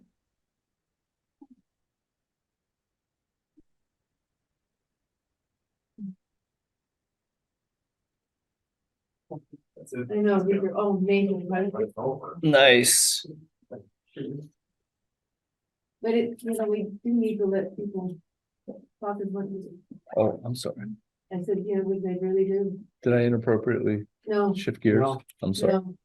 No, I mean, I I just- think it was pretty well Justify covered. how much time we could spend. Oh, yeah. Gotcha. Yeah, I agree with everybody. But, everyone reiterating things there. Yeah. Yeah. We need to move to. We can't do that. You're thinking about this. How does this work? Yeah. We can do this. We can, but typically we let people speak out, except if we hadn't realized how many people are gonna speak on this issue. Right. Because normally, if there's a lot of people speaking, we will do the 2 minute rule. And only one person, and then each person only gets to talk when, you can't speak second time for everybody. Yeah, like I said, the association they want us to acknowledge it, and that's fine, it's some British ideas. I'm more willing on we really can't say yes to anything at the meeting today. No, And we I can't. think that somewhere, I think we're looking for that, and we really are not in that position to say, let's do this. That's true. And now they're looking for things too, but It's a smaller group. It is. Yeah. That's a good Welcome. sign. It's a smaller group, right, Wendy? Alrighty, this is another very important, topic, discussion from the Jericho DEI committee requesting the town meeting for votes to Australian ballot. And you're going to be the speaker, or is it Maria? We are each have a role. Okay. I'm kicking things off. Okay. And I'm gonna read a statement on behalf of the DEI committee. Okay. Okay, so the DI, there we go. So our committee's mission is to make Jericho a more inclusive community and to make the Declaration of Inclusion a living statement and not just something that we post to the website or include in our town plan. I want to draw your attention to the last sentence of the declaration. We will strive and work together to ensure all of our actions, policies, and operating procedures reflect this commitment, referring to accessibility and inclusion. One of the most fundamental ways that Jericho residents contribute to town governance is by voting on its budget and public questions. Currently, this right and responsibility is limited to those who attend town meeting in person to vote. The DEI committee believes that this way of voting is not aligned with the spirit of our Declaration of Inclusion. The DEI committee has been charged by the select board to examine the way that the town conducts itself and how our practices serve or do not serve all of our residents. We believe that adopting voting by Australian ballot for the budget and public questions will increase access for all Jericho residents and foster a culture of inclusion. And we would like to pose this question of moving to Australian ballot to Jericho residents on town meeting day. We are well aware that this is a very difficult conversation, and most conversations about significant change are hard. And we know that many residents cherish the tradition of the floor vote during town meeting. And we recognize that the value of public participation to the town's budget process, we recognize that that has value, and that changing the way that this feedback is incorporated may be complicated. And we are aware that other towns around us have also wrestled with this issue. 30% of Vermont towns, including towns that have similar demographics to Jericho, such as Heinsberg, Westford, Fairfax, and Georgia, have moved to Australian ballot for voting for its budget and public questions. So tonight we would like to discuss, and Maria and SJ are gonna join in and talk about the data that we've collected about Jericho's town meeting turnout statistics. Maria has put in a tremendous amount of time and energy talking to John and Jessica about the history of town meeting and who shows up.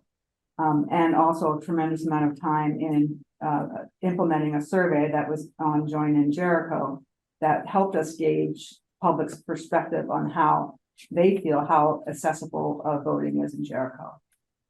So that's the framework that we're coming into this conversation with. Maria is next. Thank you, Wendy. For those who might not know me and can't see my disability on camera, I am paralyzed from the chest down with limited movement of my arms and hands, and I operate a power wheelchair.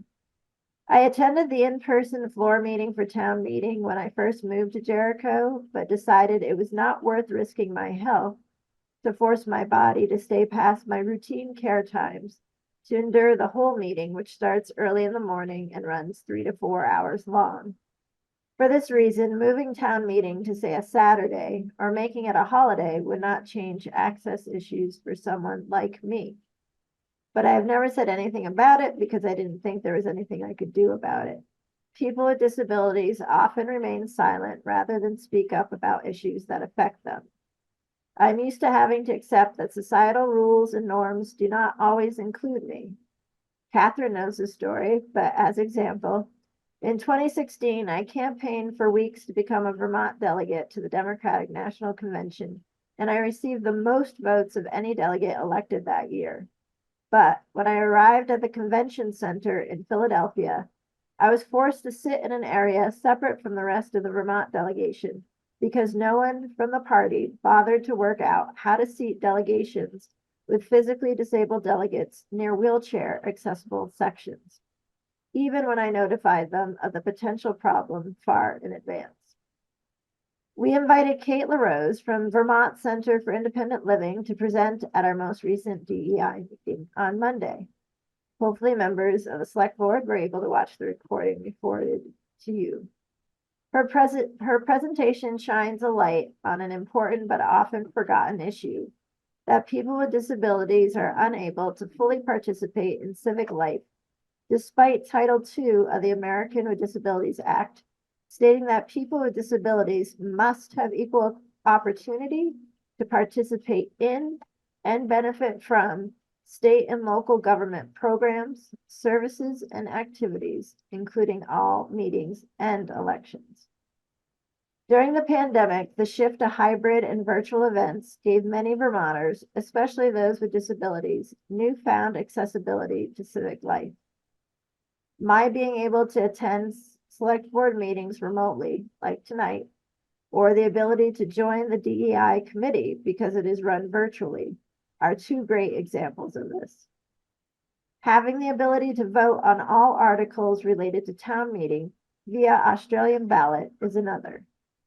During lockdown, I was able to vote for the town budget articles and public questions again for the first time since I had attended in person approximately 10 years ago. But once the pandemic was declared over, that ability was taken away. So the DEI committee decided to take up the conversation. First, we researched the statistics on just what turnout looks like for town meeting in Jericho. This table shows how many Jericho voters turned out for the floor vote and how many submitted a ballot for the past 10 years. We considered mainly the numbers for the 8 years prior to the pandemic period so we can compare more equally. We have made two main observations with this table. The first being that the average attendance over 8 years for the in-person floor vote was 269 people, or 6.64% of registered voters, whereas the average number of people who submitted a ballot was 1,069, or 26.38% of registered voters. The second observation we made is that even in presidential election years, 2016 and 2020, when approximately 2,000 people, or half the percentage of registered voters in Jericho, submitted a ballot, the number of people who attended the floor vote remained the same and did not increase. Seeing these results, we wanted to open up the discussion to the town and find out what barriers prevent them from attending town meeting. SJ will take you through the results of the survey we asked residents to submit. So I think all of you have, select board members at least, have seen the survey, and anyone who attended our meeting on Monday has seen the results of the survey. So I will just summarize and give you the high points. We ran the survey from November 4th to December 3rd and had 72 responses. One of the questions was, when was the last year you attended town meeting and voted from the floor?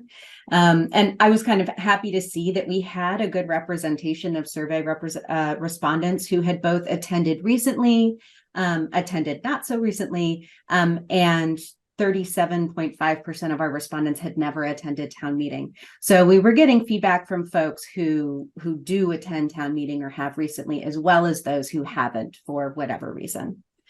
Of our survey respondents, only 1/3 of them said that they regularly attended town meeting. And when we asked if they found it difficult to attend town meeting, 56% said that they found it difficult. Only about 35% said it wasn't difficult. And so folks who said that it was difficult to attend, Many of them cited work responsibilities or family or other kind of care responsibilities as reasons. We also had a few folks indicate disability as a reason that they find it difficult to attend town meeting.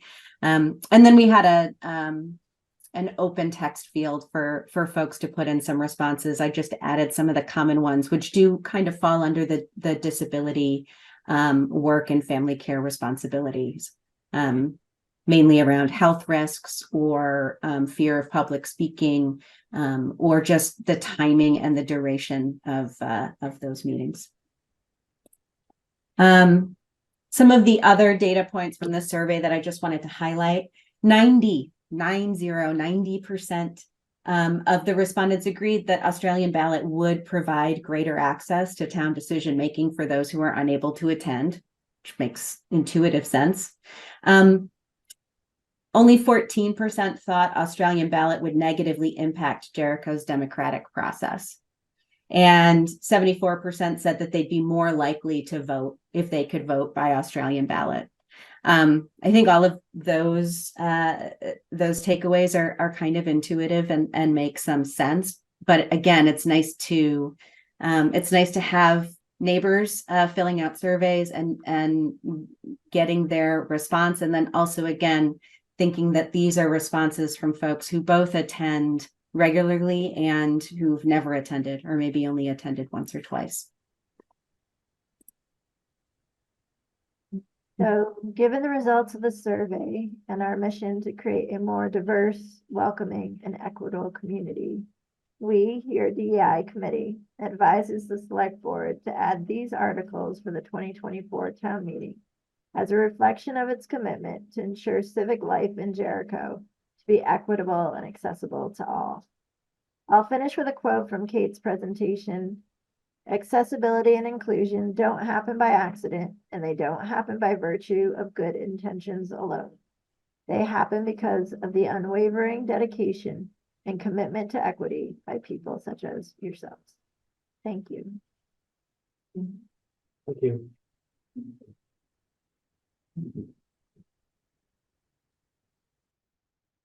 So that's where we are, right? Yes. I mean, it is kind of sad. I mean, as you said, it's a very difficult thing because there will be people who will miss, being able to vote from the floor. I mean, I agree that we need more accessibility, but when we had the budget meetings during COVID, when everything went to Australia, we really only had 5 people come to budget meetings. And the worry is over time, there's going to be more and more disconnect. So we have to figure out, if you move to this, how are we going to engage even more people to pay attention to the budget before it hits it? Because eventually there's going to be such a disconnect between the budget and the people. They'll just look at the percent increase and say, well, I'm not paying for that, without realizing what went into that budget. Here in particular is a big one to talk about that. That is a very, the differentiating between just filling in a dot as participation versus open dialogue. Those are 2 different things. Participation, those are 2 different forms of participation. Right. And I agree. I've attended town meeting 3 times in 30 years here. Okay. And most of the time I made it because there was something I wanted to know. Okay. It was important enough for me to get there. Okay. And I think that a lot of that, sometimes we forget that. If it's important, you will do what you need to do sometimes. Now, as far as access to someone, I understand that. There should be access to our town meeting for disabilities. That should be a primary source. But again, I'll go back to the same stance that most of the time, if it's very important for you to attend town meeting, you will find a way to do it. And again, the participation, I'm nervous about it because I have been in the 3 meetings I attend. The involvement was very critical to some of the items brought up. And can I just comment, because I hear that, but because I attend town meeting regularly but I have a very flexible schedule. And I can do it.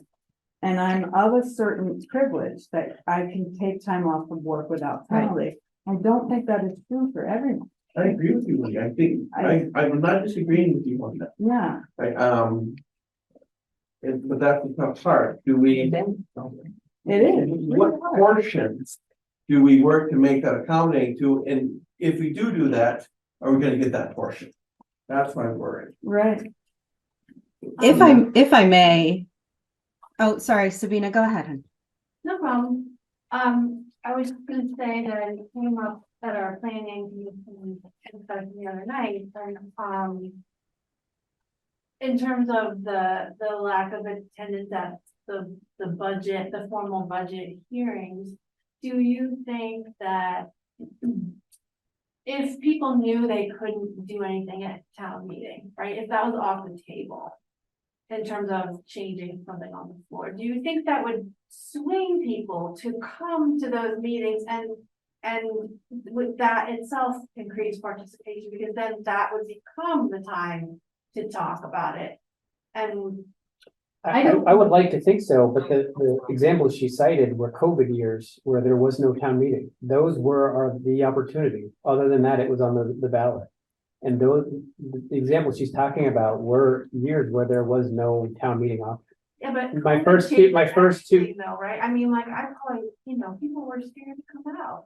And even if. yeah, but you also had nothing else to do, so you might as well show up at a budget meeting. But see, it was all hybrid. I mean, the meetings were hybrid. I get that, but there was always that, I don't know, I hear what you're saying, but I think COVID is just such an outlier for all kinds of reasons that, I don't know. Sorry, Esther, go ahead. No, let's stay with, yeah.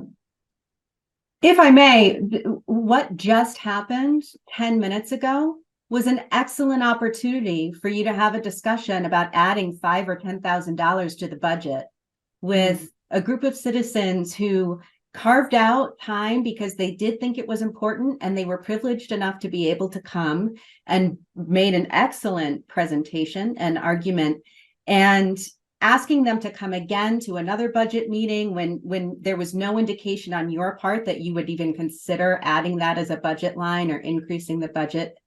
I think that these opportunities do exist.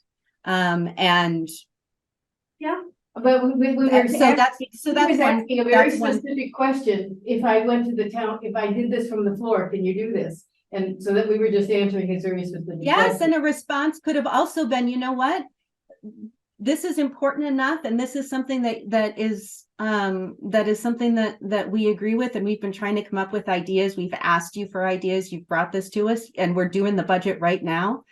Yeah, I think it's worth adding 5,000. I'm just using it as an example of there are other times and other ways for folks to influence the budget and provide input to you. So that's just an aside.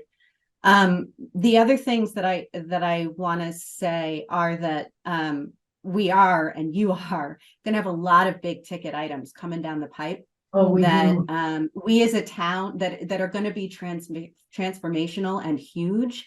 And man, for only 6% of people to be able to have a say in that, and to be able to vote on that, on something as big as the things that you all are talking about, feels uncomfortable. And then the last thing I just want to close with, until I come up with something else I have to say, because that's just who I am, is that we're not asking you to make a decision.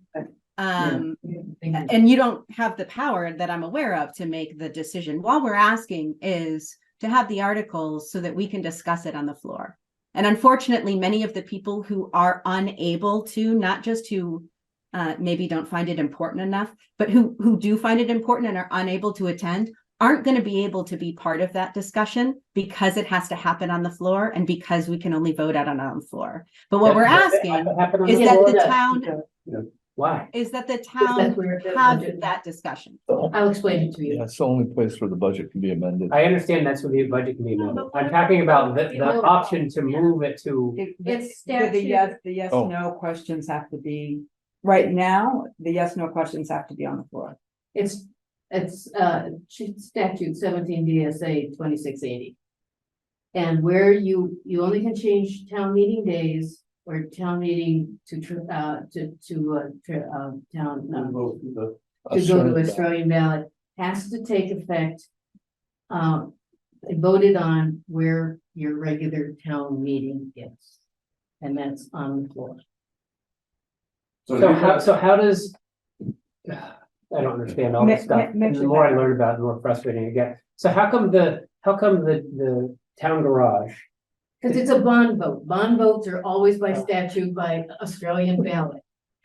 And there's no way to have a special election or something like that? Yeah, but special election also means town meeting, a special town meeting, because when we changed it, I wasn't, when the change happened before I was on the board, but the vote was on the floor to change it to a Saturday.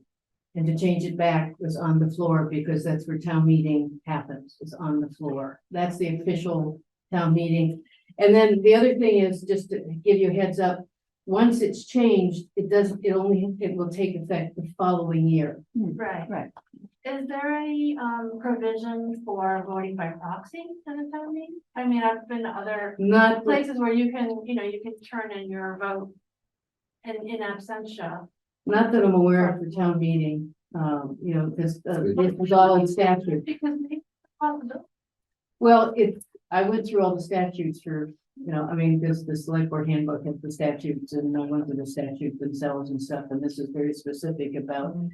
And when they did vote, because I moved here in 91 and started going to town meeting, right? And got to see this process, which was very cool, because we didn't come from areas that had town meetings. So as I understand it, the definition of town meeting at that time by, the legal was that it had to be done on the floor. So, because that's where it was done, and you change it back on the floor, that's your town meeting. It certainly can be put on the warning. We could talk about that kind of things and stuff, but there is no proxy. But how would it ever pass? I don't know. The people who can show up are gonna be the people that want. We have thought of this. Yeah, I know you have. But I mean, those are the. So before we take more questions, I haven't weighed in on it. So I do want to point out a couple things. I love town meeting because it makes it so very Vermont, but it is the most undemocratic thing that we do. This data, you guys did a nice job pulling the data that shows what we experience, and there's like 6 people on the floor who dominate the conversation, and it's just not fair. It just isn't fair. So I think it's time to. I don't know exactly what that would mean. Do we just not do town meeting anymore if it were to pass, or is it just the budget? Or no? But I share Catherine's concern. Like in thinking about this, I'm like, boy, that budget has so many important line items that we put so much work into in an isolation, and then and then we go through them in town. Well, we did it twice ahead of town meeting this last time, and I think probably 3 times before the year before, because there's no town meeting. Right, yeah. And I mean line by line. I don't mean like, oh, here's your budget. I mean like we go through line by line. Here's what's going on. And, and to have, we've got to find a way to get participation there. No, I'm also wondering what examples the school board can. What can we learn from the school board? Because we vote by Australia ballot for the school board. And very few people go to their budget meetings too. Right, and it generally passes. But sometimes, fails, and you wonder over time, because everybody's worried this year because of the news on the 18% school taxes, and then we've got big things, and everybody's worried budgets are gonna be falling all over the place. Well, you also take a look at how many people actually voted. You have silos of people who push a vote through, who are a very small percentage of the actual concerned parties. The majority of the people didn't vote. So right. Majority of people, and either way. All of our elections are determined by a small segment on top of a slightly larger segment that's swinging the vote between 5 and 7%. And it's all turns out to be weather, energy on a particular point. I think with technology today, with an adaptive approach, where we want to be diversified, where we want people to feel included, we can make a big change with very little dollars. And for example, it doesn't have to be the super formal budget meeting, but you can have a interactive town meeting with Zoom, well published, so that people who have children, people who have disabilities, people who are not comfortable can attend a meeting that's not necessarily the big vote, but they get to express their ideas. Their ideas can then be recorded, can be transmitted, and then you get energy surrounding a point. And then when the vote for the Australian ballot actually occurs, you have an informed electorate. People understand what they're voting about, why it's important, and we give them feedback as to how their actions cause the democratic process. Because we have enormous forces in this country that want to strip our democracy of active participation of broad segments of the population. We have people talking about becoming dictators as if it's okay. Yeah, I've heard. Yeah. You know, so I think we could, and Eric, you're a media guy, you're a computer guy. You know that, I mean, I've got clients and friends, we're doing meetings all around the country every It's true. single I day. have run hybrid meetings where we had 200 people in a room, as well as 100 people in a room in India, and 50 people in a room in New Hampshire, North Carolina, and so but it's not fun. It is not a fun Was it time. any different than doing a normal select board meeting, or there are special budget meetings before we pass the budget, like we've been trying to do? I mean, it's a Zoom meeting, open to everybody. Yeah. No, it's not a lot different from that, but But you can but I'm talking But I about, mean, like, he's talking about for a town meeting, making it like this at town meeting. That's a challenge. You can do it. But you could do a combination media thing. Number one, and I gotta say this to you, this is the worst device for communication that I've seen. Well, I can't read it. You can't tell who's there. I sat there the other day in a meeting and I could count the hairs on the person's nose. I didn't have. We don't need that kind of detail. No, I'm just saying that the technology that's available to us that is so cheap, that is so powerful, this device ought to be in the Smithsonian. It shouldn't be in the town office. I'm gonna override you every time on that one, Jim. Yeah. I will override you every time on that one. I'm sorry. So anyway, do we need a motion? Is this something that we consider? We have some time before we're coming up with the articles for the floor. Right. So what do we do with this one? You can either vote on it tonight, put it on the warning, or we talk about it when we start developing the warning, with the warning. Because the warning is, in the town report, is both the Australian ballot and the town meeting. Right. So can I interject with a question? Because our understanding that there was multiple pathways to get it, have it as an article. One was for you all just to approve it. The other was to get a certain percentage of signatures for the town. Well, because it, yeah, I mean, there's both pathways. I mean, you could do 5% of the vote, but it also could be registered voters by the middle of January. I think the date for that one is. And then it gets put on, but it would again be in the town warning, the town meeting part of it. Right. So I think, But Maria, we could also vote on it. Those are the two paths. right. So Maria and SJ, please jump in. But our concern was that if you didn't choose to vote on it, then we would need some time, given the holiday season, to get that 5%. And we weren't as sure whether we could, you know, we would need time to organize and get signatures. You don't have much, you wouldn't have much time. Right, exactly. Right, so that's why we wanted, you were gracious to put us on this very long meeting agenda. Thank you. Well, it is an important topic. I mean, given the need to be more diversified. The interesting thing when you look at the statistics, is most people do not vote.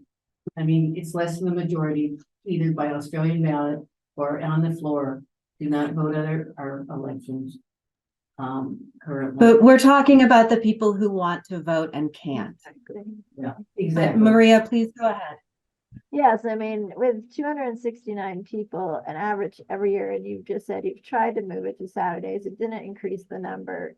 You know, I don't think hoping that more people show up is the answer. I think the answer is making it more inclusive and for everyone else that wants to vote to be able to vote. And if you do not want to pass it this way, we completely understand your feeling, but we do want to push ahead and put this on the warning. So if you feel like you're uncomfortable now, I would like you to tell us that you're uncomfortable now with it, and I would like to be able to know the stipulations, if it'll be a 5% threshold that we need to meet, because we plan to bring this, get the signatures, put it on the warning, and we plan to argue it on March 5th at town meeting. So. Yeah, I mean, because once it's on the warning, we would defer to the DEI committee to explain why it's there. Because you have the information that is appropriate. But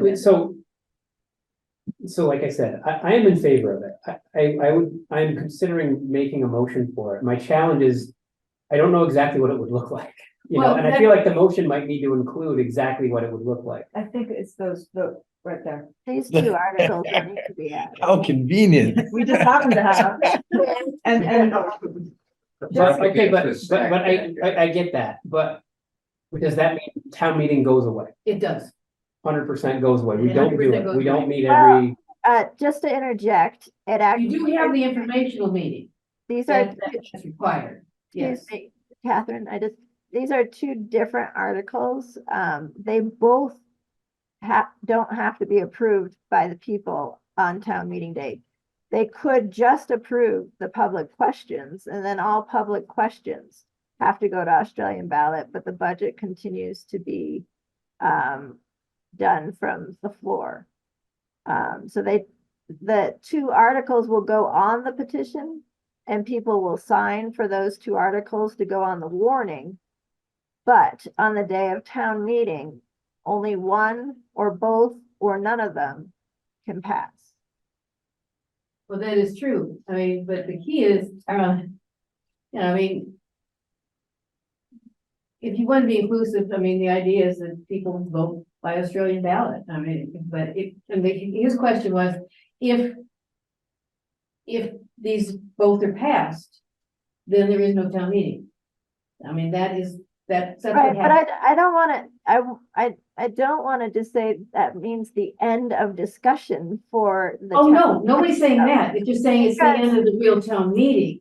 What you have is an informational meeting within 10 days before town meeting. It has to be in that 10-day window. And what we have done when we did with COVID, we tried to do several of them during the month at different times, besides the required informational meeting before the budget meeting, before the Australian ballot vote. Because it's important, if you're going to do it this way, that you have one early February, so that those voting early by absentee ballot or just early balloting also have the information that they need. So, but could not and I could imagine. Oh, I was gonna say, could not the select board also during the budget creation season, as opposed to an informational session, also invite residents to come and bring line items or bring questions of concern to the select board and ask for you to put those in the budget? Yeah, and so those meetings that we have, that's exactly what they're for. We're like, right, yeah. Here it is. Here's what you're gonna hear at town meeting. Please tell us now, so we have a chance to update it and have something pretty to present. I mean, I think you guys would like it better than to go to town meeting and have the people that want a new town truck say, well, we're approving $250,000 today. You need to find it in your budget to get it to town truck this year. You know what I mean? At least if you had, the process starts beforehand, you know, It would be more inclusive process and, yeah, I think it would be more, Well, I want to be a little cautious with that. We are as inclusive as we can possibly be. These are public sessions. We beg for feedback and and there are people that come and we don't get it. Well, the same people all the time too. It is. Yeah. It is. Right. I remember one year Jeff York came and he was there with us line by line, that poor guy. Yeah. No, And he and- asked some really good questions. I'm sorry, in terms of inclusion, I mean, those people can come to you early in the process, then once the budget is set, now more people have the opportunity to vote on it, and that's because it's now an Australian ballot. That makes it a more inclusive democracy, so that. Right, but what we're worried, and again, you guys have, I think you certainly sold me. What I'm a little concerned about is the motion that I'm about to make is essentially getting rid of town meetings. And that's kind of a lot to do right now. Well, we don't have to actually have the right, you don't have to have the correct wording tonight, you just have to vote to put. Right, but it would be the start of, okay, motion made, blah, blah, blah, goes to the floor. If it passes, this is like 2024 is the last town meeting. So let me, just to confirm, if we agreed, make a motion to put this on the ballot for discussion. Well, I hope you guys. Yeah. No, But if we do that, so it goes on the ballot for discussion on the floor. It's in the warning part where we have, It'll be on the floor. the budget, you know. So if we could have town meeting vote go away based upon 300 attendees in town. Yeah. Just like everything, you know, and that's the whole That's what point. they're saying, yeah. So Westford, I forget the towns that you listed that do it. So Westford. So what is, Fairfax, so Fairfax does not have town meeting? Correct. People don't go and gather on Tuesday. They don't vote, but I know that they don't vote on their budget. Right, but that's what I'm asking about the meeting. What happens on those towns? Yeah. On that day? I would have to do more research and calling them. Can I make a suggestion for your motion?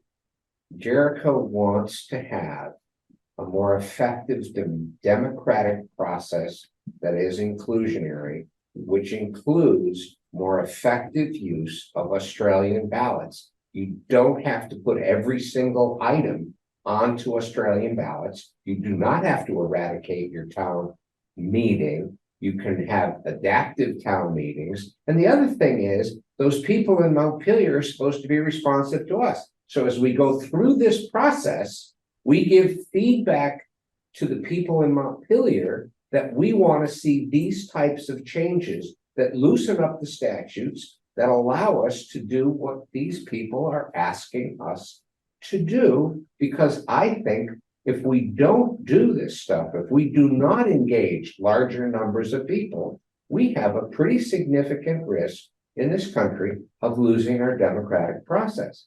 Because the democratic process is being threatened. Just think of Yeah, and day one. And to be clear, Jim, I think town meeting is a big problem.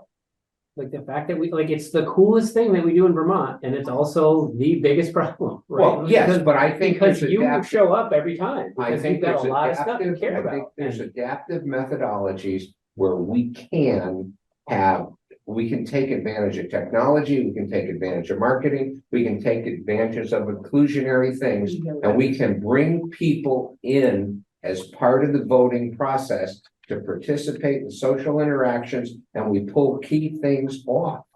I mean, I went to my first Jericho town meeting in 1967 as a freshman at St. Michael's in political science. I've spent my whole life studying politics, and I can tell you, I thought that I was going to be in a very different place at this stage in my life. I'm terrified that we're going to lose our democratic process. And Jericho. Catherine? Yeah. Catherine, do you know, your institutional knowledge is mind-boggling. So maybe you know. If we were to go to Australian ballot, can we still have a town meeting that's on Saturday or whatever, where we all get together and we all table and we have the same discussions and you go through the budget. Maybe it's at the official warning, official, whatever it was that you just said. As the official, statutory required informational meeting. Basically, that's what Williston does. They have an informational Okay. meeting. So Monday it night. would mean that we could still have an opportunity for the community to get together to discuss these things. If we were to move budget to Australian ballot and public questions for Australian ballot, we could still do that, but it means that you wouldn't be able to make amendments on the floor. So Right. folks would be there sharing and persuading or arguing their side or rallying folks to get behind the food hub in the same way, but it wouldn't be the last minute, we want a librarian to be full-time and get a raise or whatever it is. And the opportunity for those amendments would be gone. That is correct. I mean, so, you know, I don't think Williston has any food or anything like that, but, you could, you know, incorporate some kind of get together, but. The food is very important. It is. Has any municipality made this change and then gone back? Oh, I think so. We just changed dates and went back. No, gone to Australian ballot and gone back to I town don't meeting. think so. I No? don't think so. I don't think so. I think. once Can't they- remember where. I thought I had read That's about probably a good data point. communities that I have. think it is. I think that is a question I have.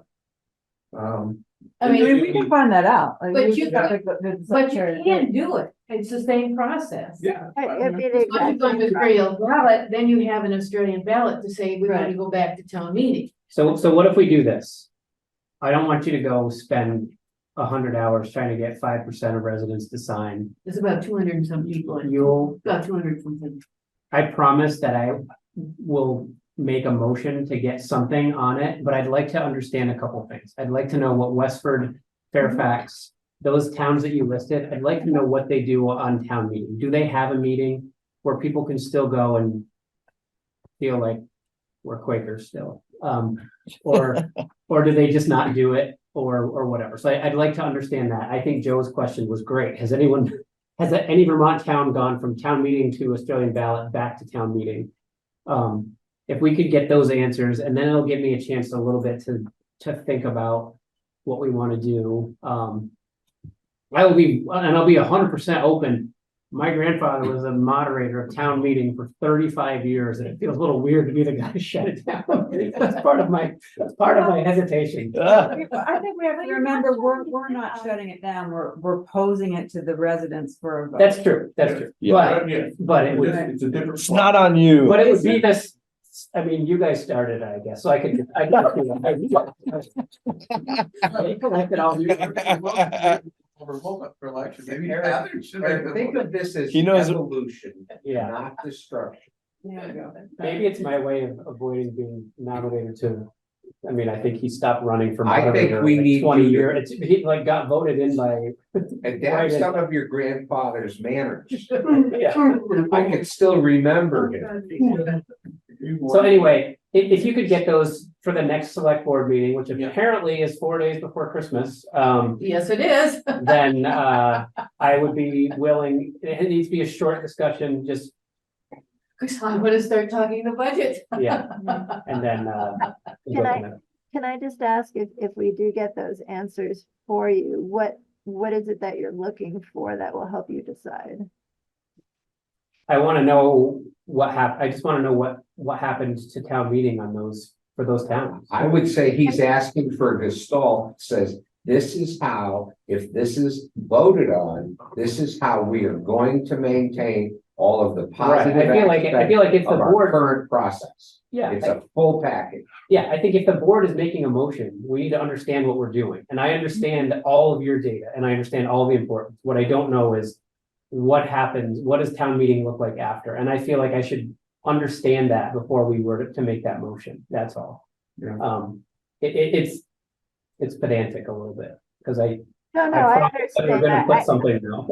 I was just wondering if you didn't get the answer that you wanted or something, are you saying that you might retract and not make a? No, if it means town meeting goes away, I'll still make the To be- motion.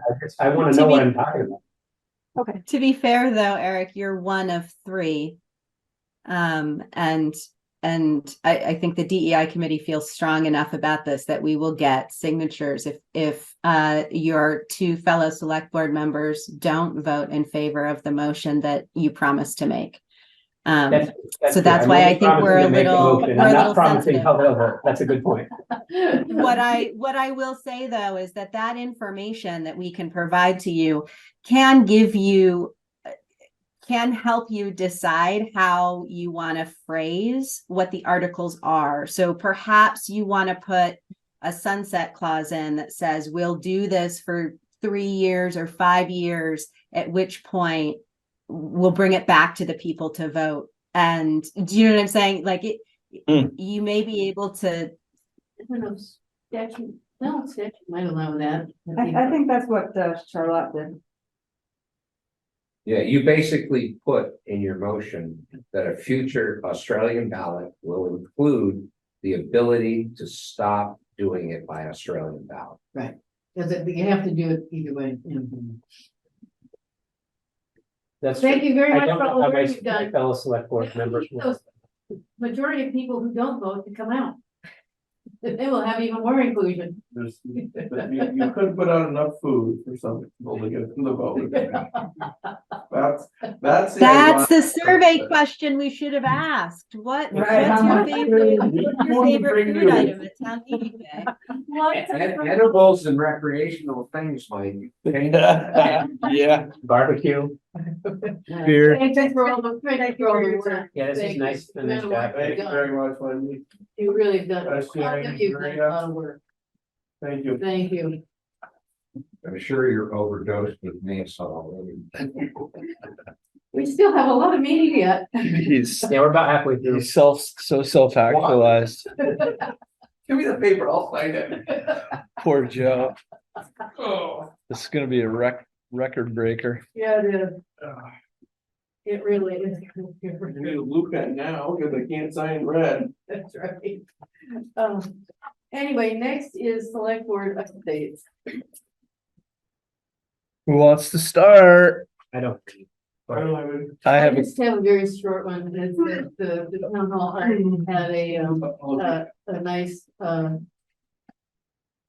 art reception for the artists and the public, and it was the first time we did a breakfast brunch rather than a Sunday afternoon. You know, still was just finger food, and it was fairly well attended. I mean, it was probably more attended, or at least as well attended, if not more than the Sunday, so that was good. And the next, we've already chosen the next one, which will go up in the beginning of January. We saw the announcement. That's great. So we didn't have much. So I just wanted to talk a little bit about the town maintenance facility. So we have scheduled, we being myself and Paula and the road crew, an open house for residents to come and see the existing condition of our current town garage. Hopefully have some representative designs of what a new town maintenance facility can look like.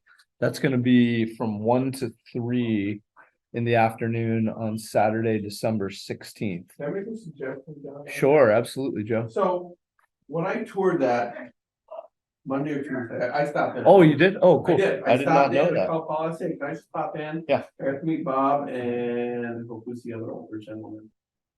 Roger. Oh, Roger, really, he's Yeah. an institution. I got to meet both of them briefly. But where I'm going with this is, I walked around the building and I'm looking at, and I come from a farmers and Right. work in a lot of shops. In order to really make this point home, those trucks need to be in the shop. Yeah, we talked about You that. need to see, you understand that? Yeah. When it's wide open, it's like, oh, okay, what's the issue? But then I read the report that Yeah. you sent, made a lot of stuff clear, so. Yep. Yeah, we definitely want those trucks jammed in there. And I had an associated thought. Actually, I got Don Turner tried reaching me and I missed him this afternoon. So Milton went through a similar initiative to get a new town maintenance facility in place.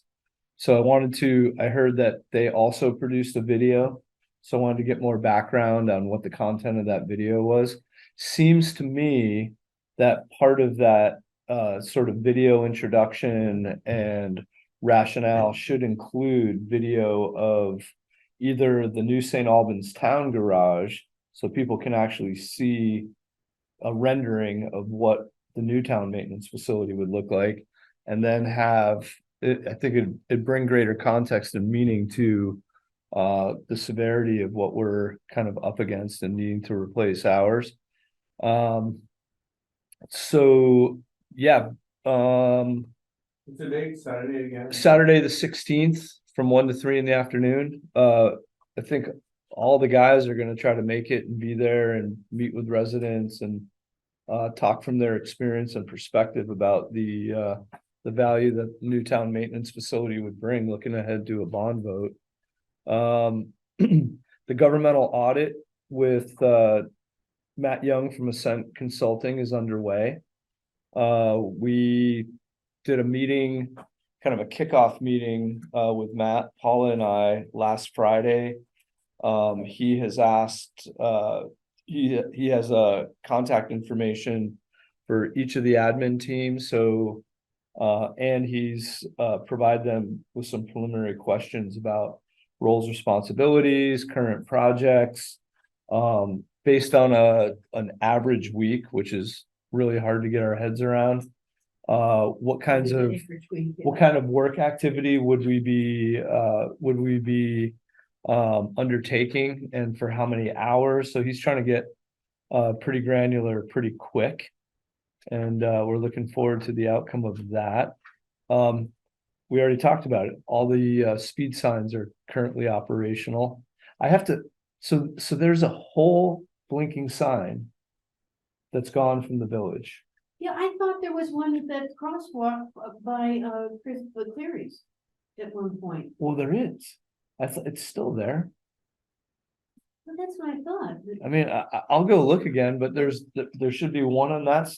There should be a blinking indicator on either side of the road there, and then when you exit the village near Platt Road. Yeah, yeah. Or I'm sorry, Platt Road, Pratt Road. Yeah, there's one at the community center that there's people from crosswalk. So there should be 6. I will look into it. Yeah, there's a crosswalk at the community center. I know that. Yeah. I've seen that one work. Yeah. With the flashing light. I'll do. Yeah, I think so. I believe so too. I know I it's think I terrible. don't remember the flashing one. I don't remember a flashing one down at Pratt Road though. Well, I know there's a crosswalk, there. but there is no flasher there. Maybe you're right. I don't think that there's a flasher there. Anyway, we'll do an inventory and make sure nothing's missing. So I sent out email looking ahead to upcoming UPWP projects. So I would again, Linda and I want to dig in. We know what our application date is in mid-January, and amongst everything else going on, the sooner we know what your priorities are, the sooner we can dig in. So I don't know whether you want to put it to a vote or. Well, typically we, in January before you put it into the UPWP, because this would be, I think, the first one for Linda. It was a pass last year. Yeah. And it comes to the select board, we vote on it, we vote to move this to the UPWP. Okay. So I thought the acronym. It's Unified Work Plan Project. Is that right? UPWP? Okay, well, not, okay. And what is it? That is the chunk of change that comes to the MPO or the RPC. It's $1 million this year, Joe. Okay. Yeah, sometimes it's $1.5 million. Okay. I think I read $1 million on. So it's state funds. It's federal. Federal, okay, so it's federal funds, okay. It's federal funds, and there is some state money involved because the ACCD money also comes to the RPC. And that is for the, to help for the RPCs to help municipalities. Usually the last few years, because there has been a leftover of the federal money plus all kinds of new federal money coming in. everything, including all a lot of the big projects from growing for them for that. This year, it's not the money that's going to be the problem, it's staffing. Because there's so many big projects that they're having to work on too. Right. That the state has had the RPC to work on. That they said even though we added a new planner in the summer and a new transportation planner just this past week, they feel that they are not probably this year, for the first time in quite a few years, not going to fund all projects. Well, that's what I was gonna say. Don't they have the ability to fund fewer projects at a larger, Oh, yeah, they to a larger level? Well, it doesn't mean, it doesn't mean, the volume, in terms of the cost, it means that. Right, it's their ability to manage. the ability to manage the number of projects. Right. Because there have been, I mean, it's been a huge list of projects over the last 3 years. And, I think Jericho has a better chance, because we haven't asked We for did. one in several years, but We didn't submit last year, we submitted the year before. The year before was the scoping study for the multimodal path. Right. From Silly Hill to Riverside. Yeah. Joe's favorite project. Yeah. But, I mean, but towns often do, submit multiple asks. Right. Knowing that, that not everybody's gonna get funded and, you put your priorities down and, but, it's some, that if they don't meet all the transportation, some kind of criteria that it looks like it's related to it, or PL funding, that it would be fee for service. Yeah. And that, that's just a straightforward one, because it's not taking any of the money either. Right. Well, I'm waiting to hear back from Marshall regarding allocation of funds for development of a capital budget and spending plan. And I don't know whether that will qualify. I have to imagine it will. Yeah, and it's dicey. I don't know how, they have done some, planning with the road work for us. When we did the master transportation plan, and then we did the follow-up study, because they were looking to show how you would manage roads, so that you keep up your pavement quality index, and things like that, and how to stagger the roads. So that was in the capital budget for it. Well, one of the other projects that we had discussed, and I think it was amplified here tonight, was possibility of doing a townwide traffic study or focusing on pass-through corridors. I think it's the Skunk Hollow, Governor Peck, Barber Farm Road, Brown's Trace, because boy, I mean, I really don't know what the solution is, but I mean, we know that there's been a 10% increase in the last 5 years of people living outside the county traveling into Chittenden County to work. And I have to imagine that some of the every time we shoot down a development in South Burlington and Essex and so on, that's where the housing goes. Yep. That's why we're seeing it. Yeah, I think that's a good project, because that's really where we're seeing a lot more speed. And, a speed study is a pretty straightforward one, kind of a minimal ask. Right, not labor intensive, not a lot of writing as much, like field work, and they probably have interns in the summer that could do a lot of the legwork. Yeah, huh? I've seen them. Yeah. I couldn't do that. I'd be bored out of my skull. I've done my share of the old school, like tick, tick, tick. Yeah. What? Exactly. Yeah, so I think that that makes sense, and it'll help in a lot of ways. With some of these ideas that came up tonight, we probably can't do with public shaming, because that's the reason why the legislature won't vote on those things. Right. No. Yeah. All right, last but not least, the Linda submitted the Transportation Alternatives Grant application today. We got a really nice letter of support from the school district That's and great. Mike Weston at the high school. We feel like the application is strong, so knocking on wood that we'll be able to get a favorable announcement sometime. That is Yeah, good. early That's next great. year. That's great. And trying to think, we're gonna have for you all, we're gonna have our townwide holiday lunch on Wednesday, the 20th, which is the Wednesday before the holiday weekend. Hoping you can all attend. So after the first select board meeting of that week and before the second one. Yeah, correct. You're not gonna let me forget that one. No. It's gonna be a sandwich. I got Eric, roped it's into gonna- doing that stupid second town plan thing that we have to do on the Tuesday, because I thought, all right, cool, then that'll be it. 20th, Yeah, what time? high noon. I know. Just think though, you can go home. on the- I ran out of clock, I gotta roll back the other way. Just think though, you can go home after the 21st and say, okay, I'm done now until January. Yes. Where's parking going to be on your open house? Hadn't thought that far ahead. Cause I don't wanna walk too far over. Oh, I thought people would just pull up to the garage. Yeah, I mean, there's ample parking up there. And depending, I'm not expecting hundreds of people to show up. I think we can Yeah, I just wanna, we can I flag. figure out how to show up. Yeah, well, we can flag people in. Don't we have a sign we can put up, select board member, Yes, parking only? better. So the tricky thing is I'll make, I'm gonna try to make an announcement tomorrow. Of course, I'll make an updated announcement next week, but we'll have to keep an eye on the weather. Right. Wouldn't that be a kick in the pants if we Put create this whole another Sunday like that? opportunity and these guys are out there, Trucks will be there. they're out on the road. I mean, Open house, don't take the trucks.